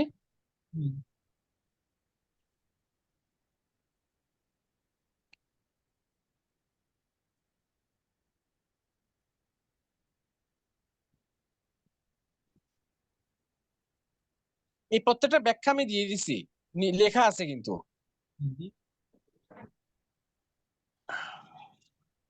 কোএফিসিয়েন্টস অফ ডিপেন্ডেন্ট ভেরিয়েবল, আপনি এসপিএসএস এ কি নিজে ডাটাগুলি চেক করছেন নাকি জাস্ট ইয়া হ্যাঁ করছেন? হ্যাঁ, এসপিএসএস থেকে করছি, সবকিছু ডাটা চেক করে করছি। এসপিএসএস এ নিজে ডাটা চেক করছেন তাই না? হ্যাঁ হ্যাঁ, নিজে করছি। তাহলে তো আপনার এসপিএসএস সম্বন্ধে বেশ ভালো ধারণা আছে। কিছু কিছু পারি আর কি, এখন তো স্টার্টার শিখতে হবে যা দেখতেছি।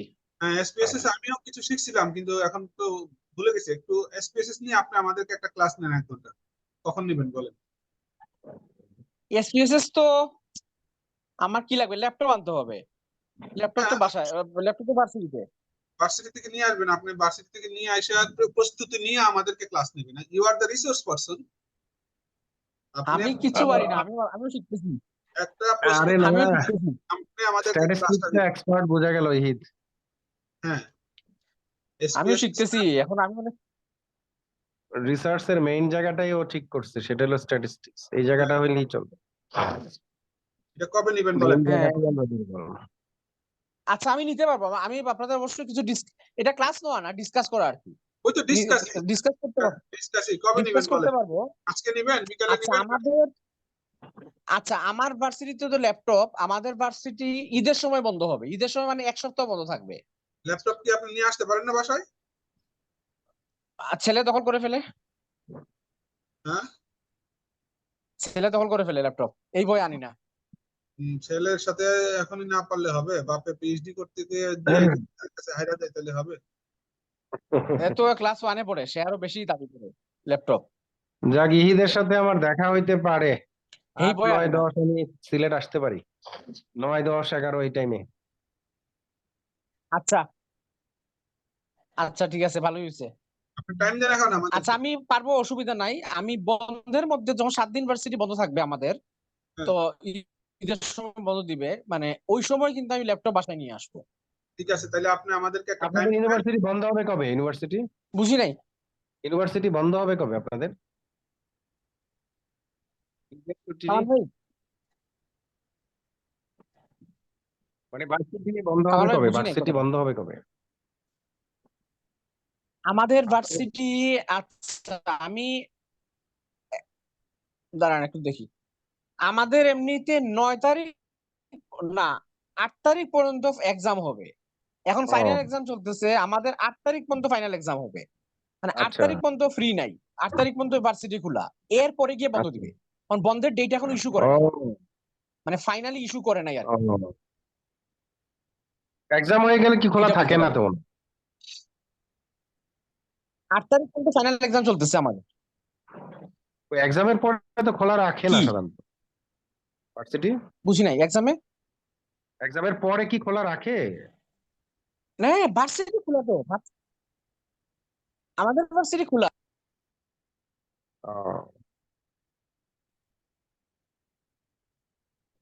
যাই হোক, দেখা হইলে তো হইলো, না হইলে আবার দেখা হবে পরে ইনশাল্লাহ। আচ্ছা আসাদ ভাই, আমাদের ভার্সিটি এখন খোলা, এখন এক্সাম, ফাইনাল এক্সাম চলতেছে 8 তারিখ, আগামী সপ্তাহের শনিবার মতো ফাইনাল এক্সাম চলবে, তারপরে একটা বন্ধ দিবে আর কি, ঈদের বন্ধ আর ভার্সিটি একসাথে দিয়ে দিবে আর কি, বা ফাইনাল এক্সামের পরের বন্ধ একসঙ্গে দিয়ে দিবে, ওই সময় মানে আমার ল্যাপটপ সাথে আপনি দেখা নাও হইতে পারে, কারণ টাইমটা আমি যাব 8-এর পরে, ও আচ্ছা আচ্ছা, 8 থেকে 13 এর মধ্যে যাব। বুঝছি। আচ্ছা অসুবিধা নেই, দেখা হলে ভালো হবে আর কি, আর বন্ধ থাকলে তো আর কিছু করার নাই। এই যে আপনি দেখেন কি সিলেবাস আমাদেরকে চেক স্যারে করেন না, চলে যান। যে অ্যাসাইনমেন্টটা দিছে এরকম ভাবে বলে দিছে যে আর্টিকেলটা লিখতে হবে কিভাবে, অ্যাবস্ট্রাক্ট 100 থেকে 150 ওয়ার্ডের মধ্যে, বুঝছেন? আচ্ছা কামাল ভাই, আপনার কথাগুলি না একটু মানে ভেঙে ভেঙে আসতেছে, ক্লিয়ারলি আসতেছে না। ক্লিয়ারলি আসতেছে না? ওর বোধহয় কামাল নেটওয়ার্কের ভাই ঝামেলা। কথাগুলি ভেঙে ভেঙে আসতেছে। আমি কিন্তু ক্লিয়ারলি শুনতে পাচ্ছি, আপনার এখানে নেটওয়ার্কের সমস্যা হচ্ছে হয়তোবা। আচ্ছা কামাল ভাই, আমার একটা জরুরি ফোন আসতেছে, আমি আর ঢুকবো না, আজকে হ্যাঁ এখানেই ঠিক শেষ আছে, আমরা করতেছি। আমরা মনে হয় বের হয়ে যাই, হ্যাঁ আর আমরা বের হয়ে যাব, ঠিক আছে, ওকে, পরে কথা আচ্ছা হবে ঠিক ইনশাল্লাহ। Thank you very much. আচ্ছা ওকে, আচ্ছা ঠিক আছে, আল্লাহ হাফেজ। ভালো থাকেন, ঠিক আছে।